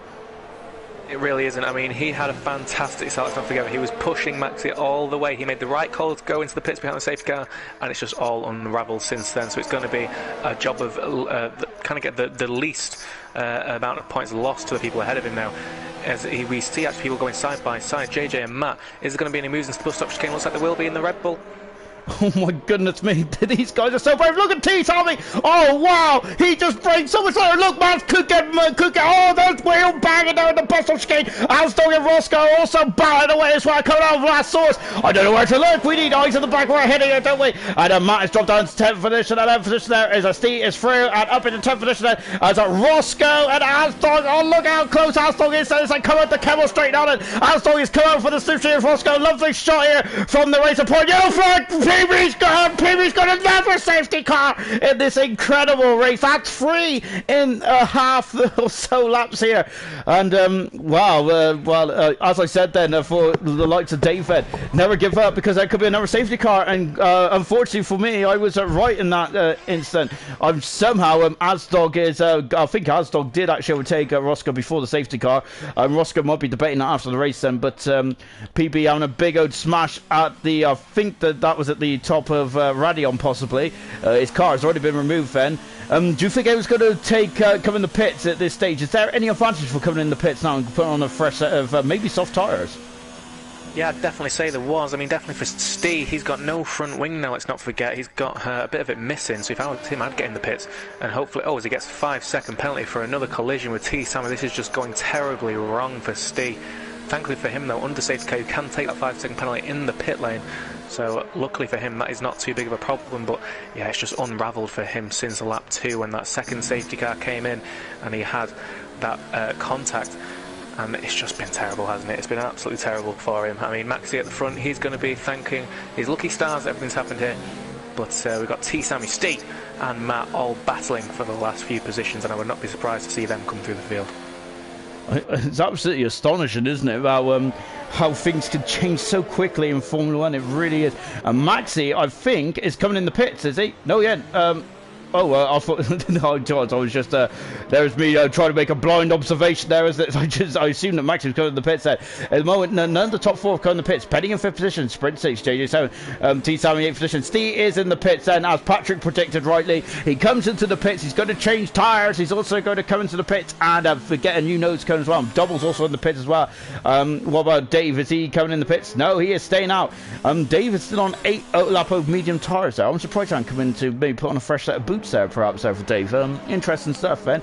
He's taking the 5-second penalty now, let's see here, and the Racing Point guys have got a new nose cone ready. Double coming out of the pits as well. Hogg, I think Steve should get out in front of Hogg, who's in 13th position, also having a equally adventurous race like Steve is, but my goodness me, he's having if Steve had any luck, it'd be bad luck by looks in this race. My goodness me, how his fortune changed. Oh, lovely bit of kick there. It comes out of the pit lane now. So we've got our 3rd safety car in 11 laps or so. Incredible stuff around Belgium. We are down to 13 cars and we have lost 7 cars already in this race. And at that rate of attrition, we're going to have single numbers by the end of this race then. Let's take stock. Lap 12, we've got 10 more laps to go. Maxi leading then, going for his 2nd race win in the matter of a week. Brilliant stuff here in IRC, fantastic. Asdog is 2nd about 10 laps on the hard tyres. 3rd is Roscoe. 4th is Harry. Fantastic stuff from Roscoe and Harry. Brilliant stuff as well. Brilliant stuff for the Mercedes drivers. Penny in 5th. Sprint in 6th. Brilliant. JJ 7th. T. Sammy in 8th position. Matt in 9th position. Dave, the veteran, is back in 10th position, but he's curiously still on the medium tyres there. 11th position there for Double. 12th is Steve. And 13th is Hogg. Just going to Dave a minute there. Of course, Dave, as we said, making a return since Monaco. He's on 9 lap over medium tyres. Is he run out of tyres, do you think, with the amount he's used in qualifying? Or is that not a factor? Why is Dave, do you think, on the 9 lap over medium tyres here? I'm not entirely sure. Maybe he wants track position, maybe he feels that his tyres, of course, if you look around at everybody else, he's not got that big a difference in terms of tyre wear with everybody else. 6 laps to 9 laps, 3 laps or so. But of course you've got Cream Cat behind, and you've got Steve and Hogg, who of course are on much quicker, much fresher tyres that are going to be attacking him. But obviously he wants track position, he feels he can get ahead of the people in front of him. So let's see how it works for him as we go through. Of course, the safety car's going to be doing at least 1 more lap now. Steve Penny in 5th position. Great race from him so far, keeping himself out of trouble in the Mercedes. 9-lap-old half. Let's see if he can get himself another point to add to his IRC collection. And the Mercedes in 5th and 6th. But of course, you've got Maxi, Asdog, Roscoe And I must say that Maxi is going to want to pull away again, and I feel like Asdog is going to be the one under pressure from Roscoe. And actually, speaking of which, Asdog comes into the pits, so he must have seen that. I mean, if I was him, I'd have come into the pits a lot before, but unfortunately for him, he's missed the opportunity, so he's going to be going right to the back of this field, and he's going to be down in P13 when everybody else has gone in front of him. So it's looked like it's going to be Maxi and Roscoe, followed by Harry, Steve, and Sprint in the other Mercedes. So let's see who can get the best restart. Well, and once again, and hopefully we'll have the rest of the race without any interrupted action here in IRC. It's been a fantastic race so far, hasn't it? And of course, it's great for all your comments coming as well. As Yanis just said, what a great race up till now. Really good stuff indeed. Then, and we have also got Valeris. I think. Apologies, I'm terrible with names. Go Greece, go T Sammy. T Sammy currently in 7th position at the moment. Then he's on 7.5 medium tires. Him and Matt have been basically together throughout the whole race, haven't they? They've been basically tied by a string, haven't they? Good stuff indeed then. So we're hoping the safety car and Burt Mylander comes in this lap. I gotta say, I do love Burt Mylander and see him in action, but I think our RCDs superstars back in action then for the remainder of the race then, as we're just finishing the first sector then, and we got a whole of the second half of the race to go then. Gotta say, we was talking about in qualified about Maxi and really breaking through that glass ceiling, isn't it? That win in Hungary, that his first win in Hungary in IRC, and now he seems to be calling the shots here in Belgium, doesn't he? He doesn't seem to be he seems to have not a care in the world at the moment, albeit he does have the same amount of tire life as Roscoe and Harry, but is he going to be concerned about the cars behind him? I mean, if I was Maxi, I wouldn't be too worried about the cars behind him. He's got Roscoe and Harry as a buffer. Of course, he's got Steve on the 10-lap old hard tyres. Steve, of course, in the Mercedes. Not usually a front runner, but he's found himself in a quiet race, keeping himself to the top of the order. So a great race from him in P4 at the moment. Who knows what can happen ahead of him? Who knows where he can finish this race? Like you said, there's a high ratio of many people crashing out. So let's see how many we'll have left at the end of this race. Surely the safety car will be in this lap. Let's see as it comes around the second stablo. Usually this is where we get the notification, and yes, we have safety cars in this lap. So let's see who gets the best restart, and let's see who can win this Belgium Grand Prix. Max is getting very good at these rolling restarts now, isn't he? This is the third one in this race where he's become the de facto safety car. As Penny is, Penny had a great race there last year, didn't he? If he had a great old battle with Matt and Dave's there, didn't he, towards the end of the race last year? Look at them all! They're all clambering over Maxi. Maxi, I think, is gone. He's away, and we're back racing. He's Roscoe has definitely kept on to the back of this time. Once again, Harry's been dropped, and look at that. He's almost a second and a half behind there. Roscoe's got a 10-second penalty. That's a brutal 10-second penalty for one and right at Blanchimont. My goodness me there. I gotta say, the stewards not playing around with that one, Patrick, but I think that was a bit too brutal, isn't it? You only went a bit off the track, surely. I mean, it's one of those things, isn't it? Unfortunately, Codemasters is one of these games. They make it very hard on the drivers. Steve Penny still in 4th position with Sprint behind him. And let's see if the Mercedes have a bit of team play now. Oh, we got contact. Sermon. Sprint's been hit by JJ East in that McLaren. T-Sam is going to be behind him and hopefully try and get ahead of him. But looking at that now, Sprint is right behind Steve Penny. Let's see what happens as we go up into Eau Rouge. Oh, this is going to get very good indeed. And look, JJ is very close to the back, but look at this. And he was drifting one, and now T. Sammy is all over the back of his one. And we're going to have a 4-car battle here, haven't we? And just spread that. Oh, Steve's got in front of double, and now we've got JJ as now at the inside. He's through. Sprinters past Penny, and the McLaren's gone right over the red-off area. He's got in front of Matt, and look at JJ there. He's remembering that JJ about how come together, of course. Remember back in France last season, and all the fallout of that then. Of course, I really enjoyed the driver chat back then. That was actually quite funny. But of course, I shouldn't condone that, should I? As we come through the corner of no name, then Harry had a poor start, but he's 2.5 seconds in front of Sprint now. Of course, Penny there might have been just trying to get his hard tires up to temperature. Remember, the hard tires probably are quite difficult to warm up around here. Maxi has got the gap up to 1.5 seconds again. Then Roscoe is second. Asdog is through now. As Steve is now got by Dave, and up in the 9th position, Steve tries to make his comeback through the field once again. Then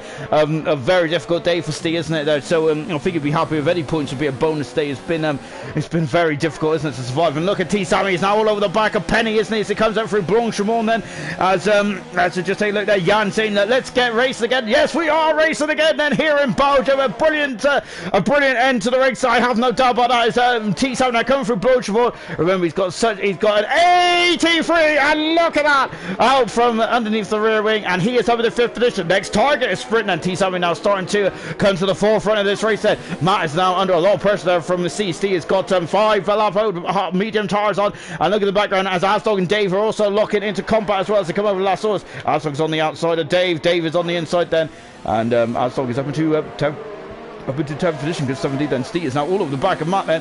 Is that coming up into Rouge and Radio now then, and you can see then you lose so much downforce here. Matt has gone side wide then, but he is still in front then. JJ, I felt that JJ was going to be swapped there, but Matt McLaren's got a good second half of the run there up the lake, up the Kemmel Straight then. But look over there for a burst that coming up to Lake Calm. Where is he? And Steve there is still behind him. Matt is going to go on the inside, not quite there. Oh, Steve's on the inside. Steve's on the inside. He is through. He is past Matt.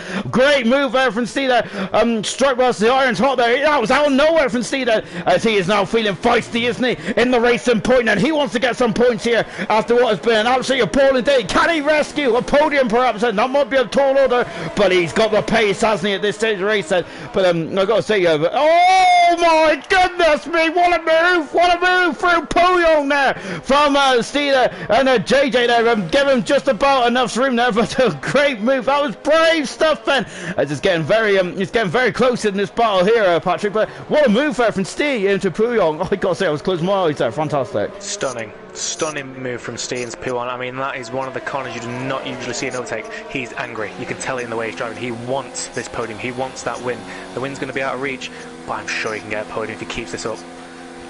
Fantastic stuff from Steve so far. I got to say, I might replay that Pouillon overtake again and again now. But as you see, we've got Asdog also. DRS has been enabled, then, of course, it takes 3 laps. Oh, JJ's gone off the track then, into the bus stop. Oh, we've got contact. We've got all kinds of contact there. Is there been any damage there as JJ comes back on the track then? Asdog is the big beneficial factor there. He is over to 8th position then as JJ is going on the inside. Not quite there. Oh, and Matt there just cuts him off. And now Dave Shaw is now on the back of JJ as well. It's an ever never-ending onslaught there for JJ in the McLaren. But once again, then he's in the points there. JJ, can he stay there on board with Dave? They're going over radio. My goodness me, he's got the advantage. Pascal 3-second penalty. Oh no! As contact between Dave and JJ, he comes out of the track. Double.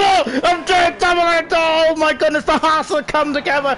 Oh goodness me, JJ didn't give Dave enough sport. Didn't give enough space there. Oh goodness me, I think JJ might have to take the flat for that one. Unfortunately, didn't give Dave enough space there, and that is unfortunate there. I'm not sure if you witnessed that, Patrick, there, but it looks like JJ tried to close the door on Dave on that Kemmel Straight there.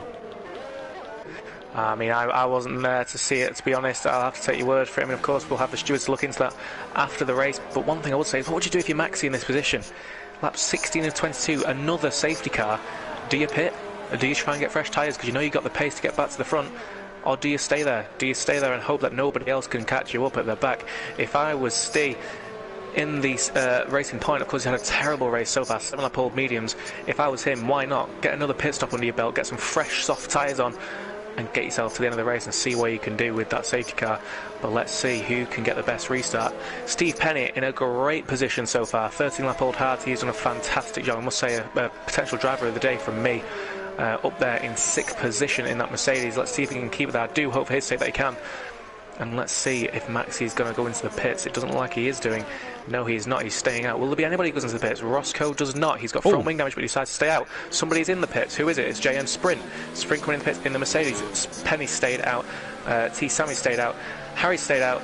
And I think it is. We've got a few people in the pits. Yeah, the people at the back. We've got Matt in the pits as well. We've got JJ in the pits as well. Of course, made that contact with Dave Shaw on the Kemmel Straight. So let's see what can be done here from these guys. But yeah, at the moment it looks like Maxi and Roscoe are going to be the guys finishing first and second. But Steve now in P6, right behind Steve Penny. Steve Penny on very, very warm tyres now, 14 laps old. So surely he's going to be very easy to dispense for Steve at the end of the Kemmel Straight after we get this race back on board. But let's see if he can catch. Let's see if him and T. Sammy can catch up to Maxi. 4 safety cars is absolutely incredible stuff.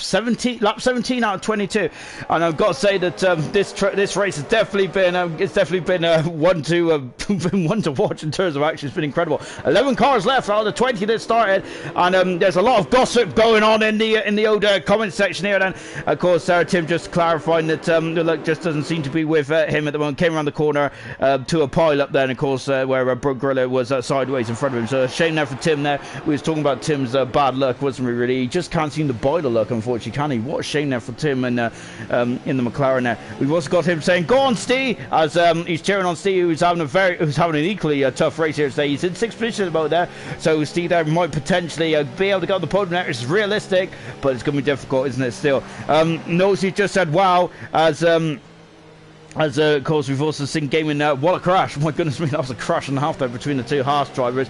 Unfortunately, Dave on his return there, who was could potentially on the cusp of some points there, but unfortunately I don't think JJ's seen him, and it was a bit of a smashing accident there, wasn't it? So that's unfortunate there for Dave and for Double as well, because Double was on course to get some points there, just keeping himself calm and collected. And I agree with Patrick, absolutely 100%. Penny has been fantastic today, hasn't he? He is running his own race. He is just keeping his nose clean, and that is exactly what you've got to do in a race like this, isn't it? This is the race where you pick up points and climb up the championship table. So fantastic stuff from Penny here today then, as we're on lap 17 then. I think that we'll have 4 laps of racing left, and I've got to say, Patrick, we don't feel like we've had many laps, to be honest, of racing. We've been behind the safety car more often than not. There's been so many incidents this race. I mean, the safety car, we've had no choice but to have the safety car out, really. I mean, of course, it's been out 4 times now. Like you said, that is a lot of times in a race. I think that's actually the most you can actually have it out in a race. But yeah, Maxi at the front has stayed ahead of all of it. Of course, let's not forget at the start of the race, when the first safety car came out, it looked like Maxi had made a mistake by not pitting. But then, of course, it was contact between Steve and the rest of the field when Hogg made a spun out over the second Staulo, and ended up taking out quite a few of the field, and of course ruining Steve's race, and it's just got worse and worse for him at the moment. So let's see what actually can be done in these last 4 laps of racing. Actually, when the safety car comes across the line, it'll only be 3 laps to go. Only 11 people left in this race, so there's only going to be 1 person not scoring points. So let's see who can get the big 25. What is the cause of all these safety cars, you think? We did mention in qualifying, it's an old school track, and the barriers are close together, isn't it? Not a lot of runoff area. Do you think that's a common factor to all these safety cars, or is it just because it's such a fast track, isn't it? You have to have quick reactions, don't you? Especially, we've seen a couple of incidents where we've had just ricochets and things like that. Is it just because it's an old school track around here? Well, absolutely, like you say, it's a fast track, isn't it? So if you lose it coming around one of the fast corners, you lose it big. If you lose it on a track like Hungary, for example, around the slow corners, you spin by yourself and don't really do much. But doing it here, losing it at the top of Eau Rouge, you're into a barrier. Losing it at Pouhon, you're into a barrier. Losing it at Blanchemont, you're into a barrier. And of course, you've got people coming at you hundreds of miles per hour behind you, so they don't have the time to be able to get out of the way, so it's just going to cause massive pile-ups, and that is why we've seen a lot of safety cars. Of course, if it was a track like Hungary last week, we wouldn't have had these many incidents because of the fact that it is such a slower track. But seeing people crashing into each other, making contacts and just ruining each other's race, it's one of those things you can't really do anything about it. But one thing I would say is it's nice to see some drivers such as Steve Penny, 57 in the Mercedes, having a fantastic race, up into P5 at the moment, staying out of trouble, and he could be on for some good points today if he keeps on the track. We're on board the race here now, Maxi, then, and it's great to see some of your fellow elite drivers there also throwing in their opinions as well. Of course, Blas is really enjoying this race. I'm not going to repeat what he says there, but because it's even though we are after the watershed, but yeah, what a race! Safety cars in the end of the then. We got 3 laps, as Patrick said, before we get back going, and we've also got BP going. My God, 4 safety cars, and also commenting Dave, unlucky mate, really was there, as Dave was battling. That's such a shame then, indeed then. So we are going to go back race then just 3 minutes. This is Max's 4th rolling restart around here, and he's gone again then. He just seems to just have exactly the same tactic, and it's working beautifully. Roscoe trying to come, but this time Harry is being sucked along with him at the moment then. Here we go then. We've got 3 more laps around Belgium. It's been an absolutely fantastic race then, and I got to say then, I have bigged this round up as a great race, and why not? It's always a great race around this spot. Safety cars in. Hopefully that's the follow final time because we just want action now to the checkered flag. And you're going down into last source. And as you can see, the top 4 are basically have dropped Penny in 5th position. Penny's on the Steve is coming through. Oh, and look at this. And as Alsdog is trying to go on the inside of Penny. Alsdog is through and up into 6th position. And there's a Penny there. Is dropped down to 7th position as well. T. Sammy is only 4 tenths of a second away. 3 tenths of a second away from Harry. 2 tenths of a second away from Harry. No, it's about 3 tenths of a second there. And they come over. Oh, Cripple is off in the wall. That is JJ who is smashed into the out of rally. And he is out of the Belgian Grand Prix. Only 10 cars remain in this incredible Belgian Grand Prix. Hogg is dropped down into 9th position. And Matt is in the back of the pack at the moment. And Ballon in 10th position. No safety car there. Oh, it's a result go. We had Matt on the inside into Hogg, and he is through and up into 9th position there. Hogg dropped down in 7th position, and Sprint there is on the back of his teammate as well.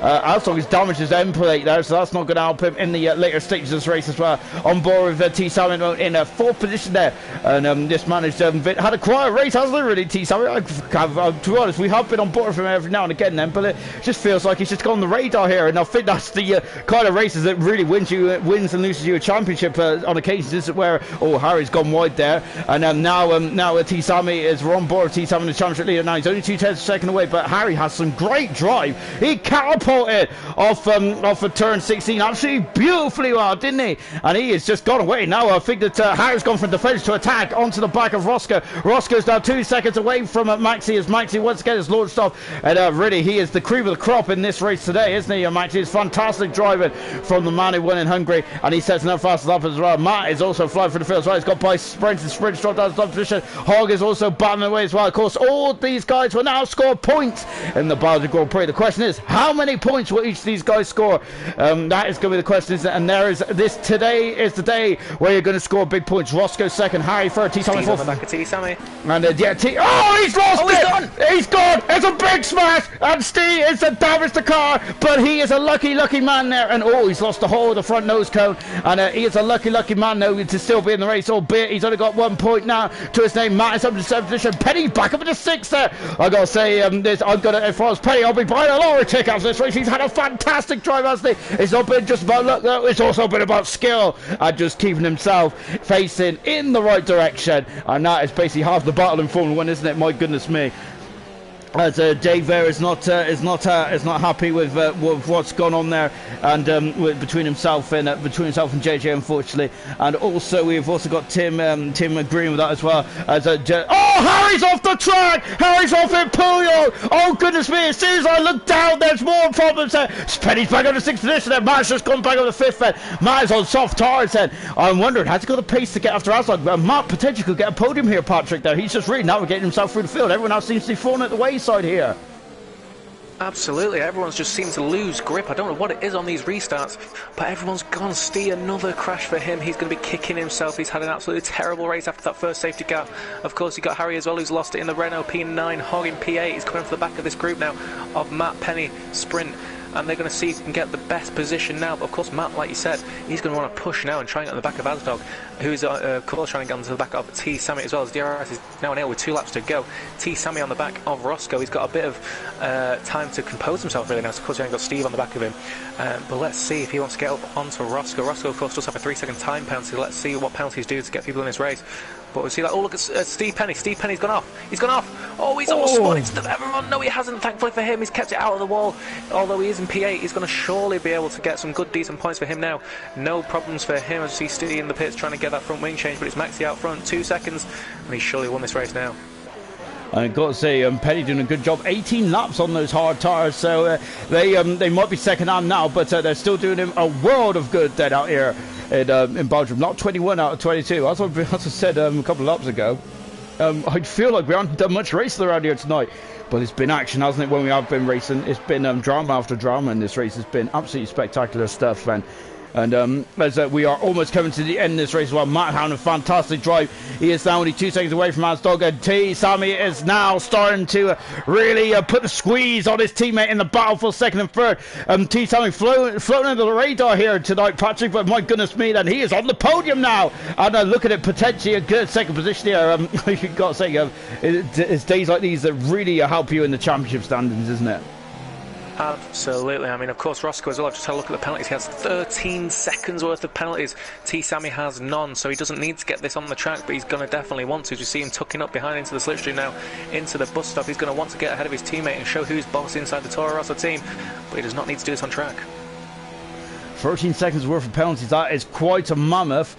That's quite a mammoth number of penalties. He could potentially drop down to 9th here, Roscoe, as he might need a pretty decent final lap, and that is putting it mildly indeed. That Asdog's got damage to his front wing, so basically it is now going to be a 2-horse race for second position, albeit, as Patrick said, his sprint's got the fast lap of the race, seen it away from Maxi there, almost getting the Grand Slam. Maxi is at the moment. Maxi might have to have a mammoth final lap then, as we're on board with a T7 in the championship. Leader is going to extend his lead in the championship with second place Roscoe. Second place Asdog is behind him as well, and of course Matt in third position as well, so they're all just losing ground there. T7 have pulled out from underneath the rear wing of his teammate. He's on the outside, cut out to Lacom, and he is through as Roscoe there going onto the curb, and Matt has got over to fourth position there, and Matt, look at Matt, Asdog here battling for fourth and fifth position. That potentially might be a huge position change in terms of the championship as well. I think Asdog will still get second, but as Patrick said, it's all about the penalties at the end there. Oh, Asdog's gone very wide there in a sprint there. I thought it was going to take advantage there whilst the sun is shining. The sun has been shining absolutely beautifully in the in this race tonight. It has, hasn't it? Of course, it was a bit miserable in qualifying, wasn't it? But the race itself has been absolutely splendid, and it's been glorious sunshine around Spa. And look at sprint! Oh goodness me, they come to blows, and somehow they put in the right direction there. Asdog in, and sprint has gone on the outside. Oh, contact, I think, but they are still in the. They still got all their. Asdog got his bits and pieces, but Sprint has. He's up in the fifth position there. Sprint is, as Asdog's dropped down into sixth position. Then Maxi there is coming through the Blanchimont for the final time, and my goodness me, he has had to earn this race, hasn't he? Because he hasn't had a moment's rest, has he? He comes through and he wins his second race of the season. Fantastic stuff from Maxi. Brilliant drive. T. Sammy second. Brilliant. Third position it will be Matt in the end. Brilliant stuff from Matt with Asdog in fourth, Sprint in fifth. Where Roscoe's dropped down to sixth, he is still sixth. There's a good stuff for Roscoe. No, Penny's in sixth position. Steve. What a drive from Penny. What a result. Hog in eighth position. Unbelievable. Ninth position is Harry, and Steve is 18 seconds back in 10th position, and then I think that Steve will be happy just to call it a day here today. He's had a very difficult day, hasn't he? Patrick, Petty, you did say about Petty getting driver of the day today. He is lack of penalties, 20 laps on the hard tires, kept out of trouble, kept his nose clean. But who was your driver of the day today? Absolutely got to be Steve Penny. Incredible race from him. We don't see him as much in the points at the front, but he has done an incredible race, no mistakes whatsoever, and that is incredible from him. Of course, Maxi dominated the race, but I have to say Steve has done a fabulous race. No penalties, no problems, not made any stupid decisions, and he's got himself up into P6. Incredible result from the Englishman. I know. I think that Petty one of the more popular, one of the most popular IRC drivers in the paddock, and of course in the chat as well. And I think that there will be no disputed Penny's absolutely amazing results today. He loves the Belgian track, doesn't he? Because he had a great result here last season. I think this season, is even more impressive, to be honest. Let's take a final look at the classification from the Belgian Grand Prix. And I said this one wouldn't disappoint him. My goodness me, I was right, but I didn't expect that kind of action. And look at this, and hats off to Maxi and T. Sammy and Penny as well for no penalties. Brilliant stuff as well. So Maxi there winning from pole position to checkered flag there. Second was T. Sammy. Matt in third position in the end. I think he'd be happy with that third. Asdog fourth. Sprint in fifth position. Penny in sixth position. Driver of the day. Absolutely no arguments here. Roscoe seventh. Hog in eighth position. Harry in ninth. And Steve in 10th position. Retirement. I'm going to have to take a deep breath here. JJ, Double, Dave, PB, Sven, Brown, Timmy, Fizzy, Broke Gorilla and Snap all retired from the Belgium Grand Prix. And if you can, Patrick, sum that up. That was an incredible race. It really was an incredible race. There was just so much action and so many different strategies. What can I say? I mean, of course, in Hungary we had a great race last time out. We had another great race in Hockenheim, and I must say it's 3 out of 3 so far, and that has been a fantastic race. 2 wins for Maxi, and 1 win for Steve since I've been commentating, and I must say they have been fabulous races, so I can't wait for Italy when that comes to Monza, the home of Ferrari, next week. Indeed, Liz. Of course, you are a Ferrari driver, so good luck in that. Good luck in that, Patrick. And we are expecting a 1-2 there for the elite guys in the Italian Grand Prix next week. Of course, the Temple of Speed, isn't it? The elite drivers are going to be back in action there. I'm looking forward to that. That's a great race, wasn't it? Some incredible action last week. That is Wednesday, 7:30 UK time.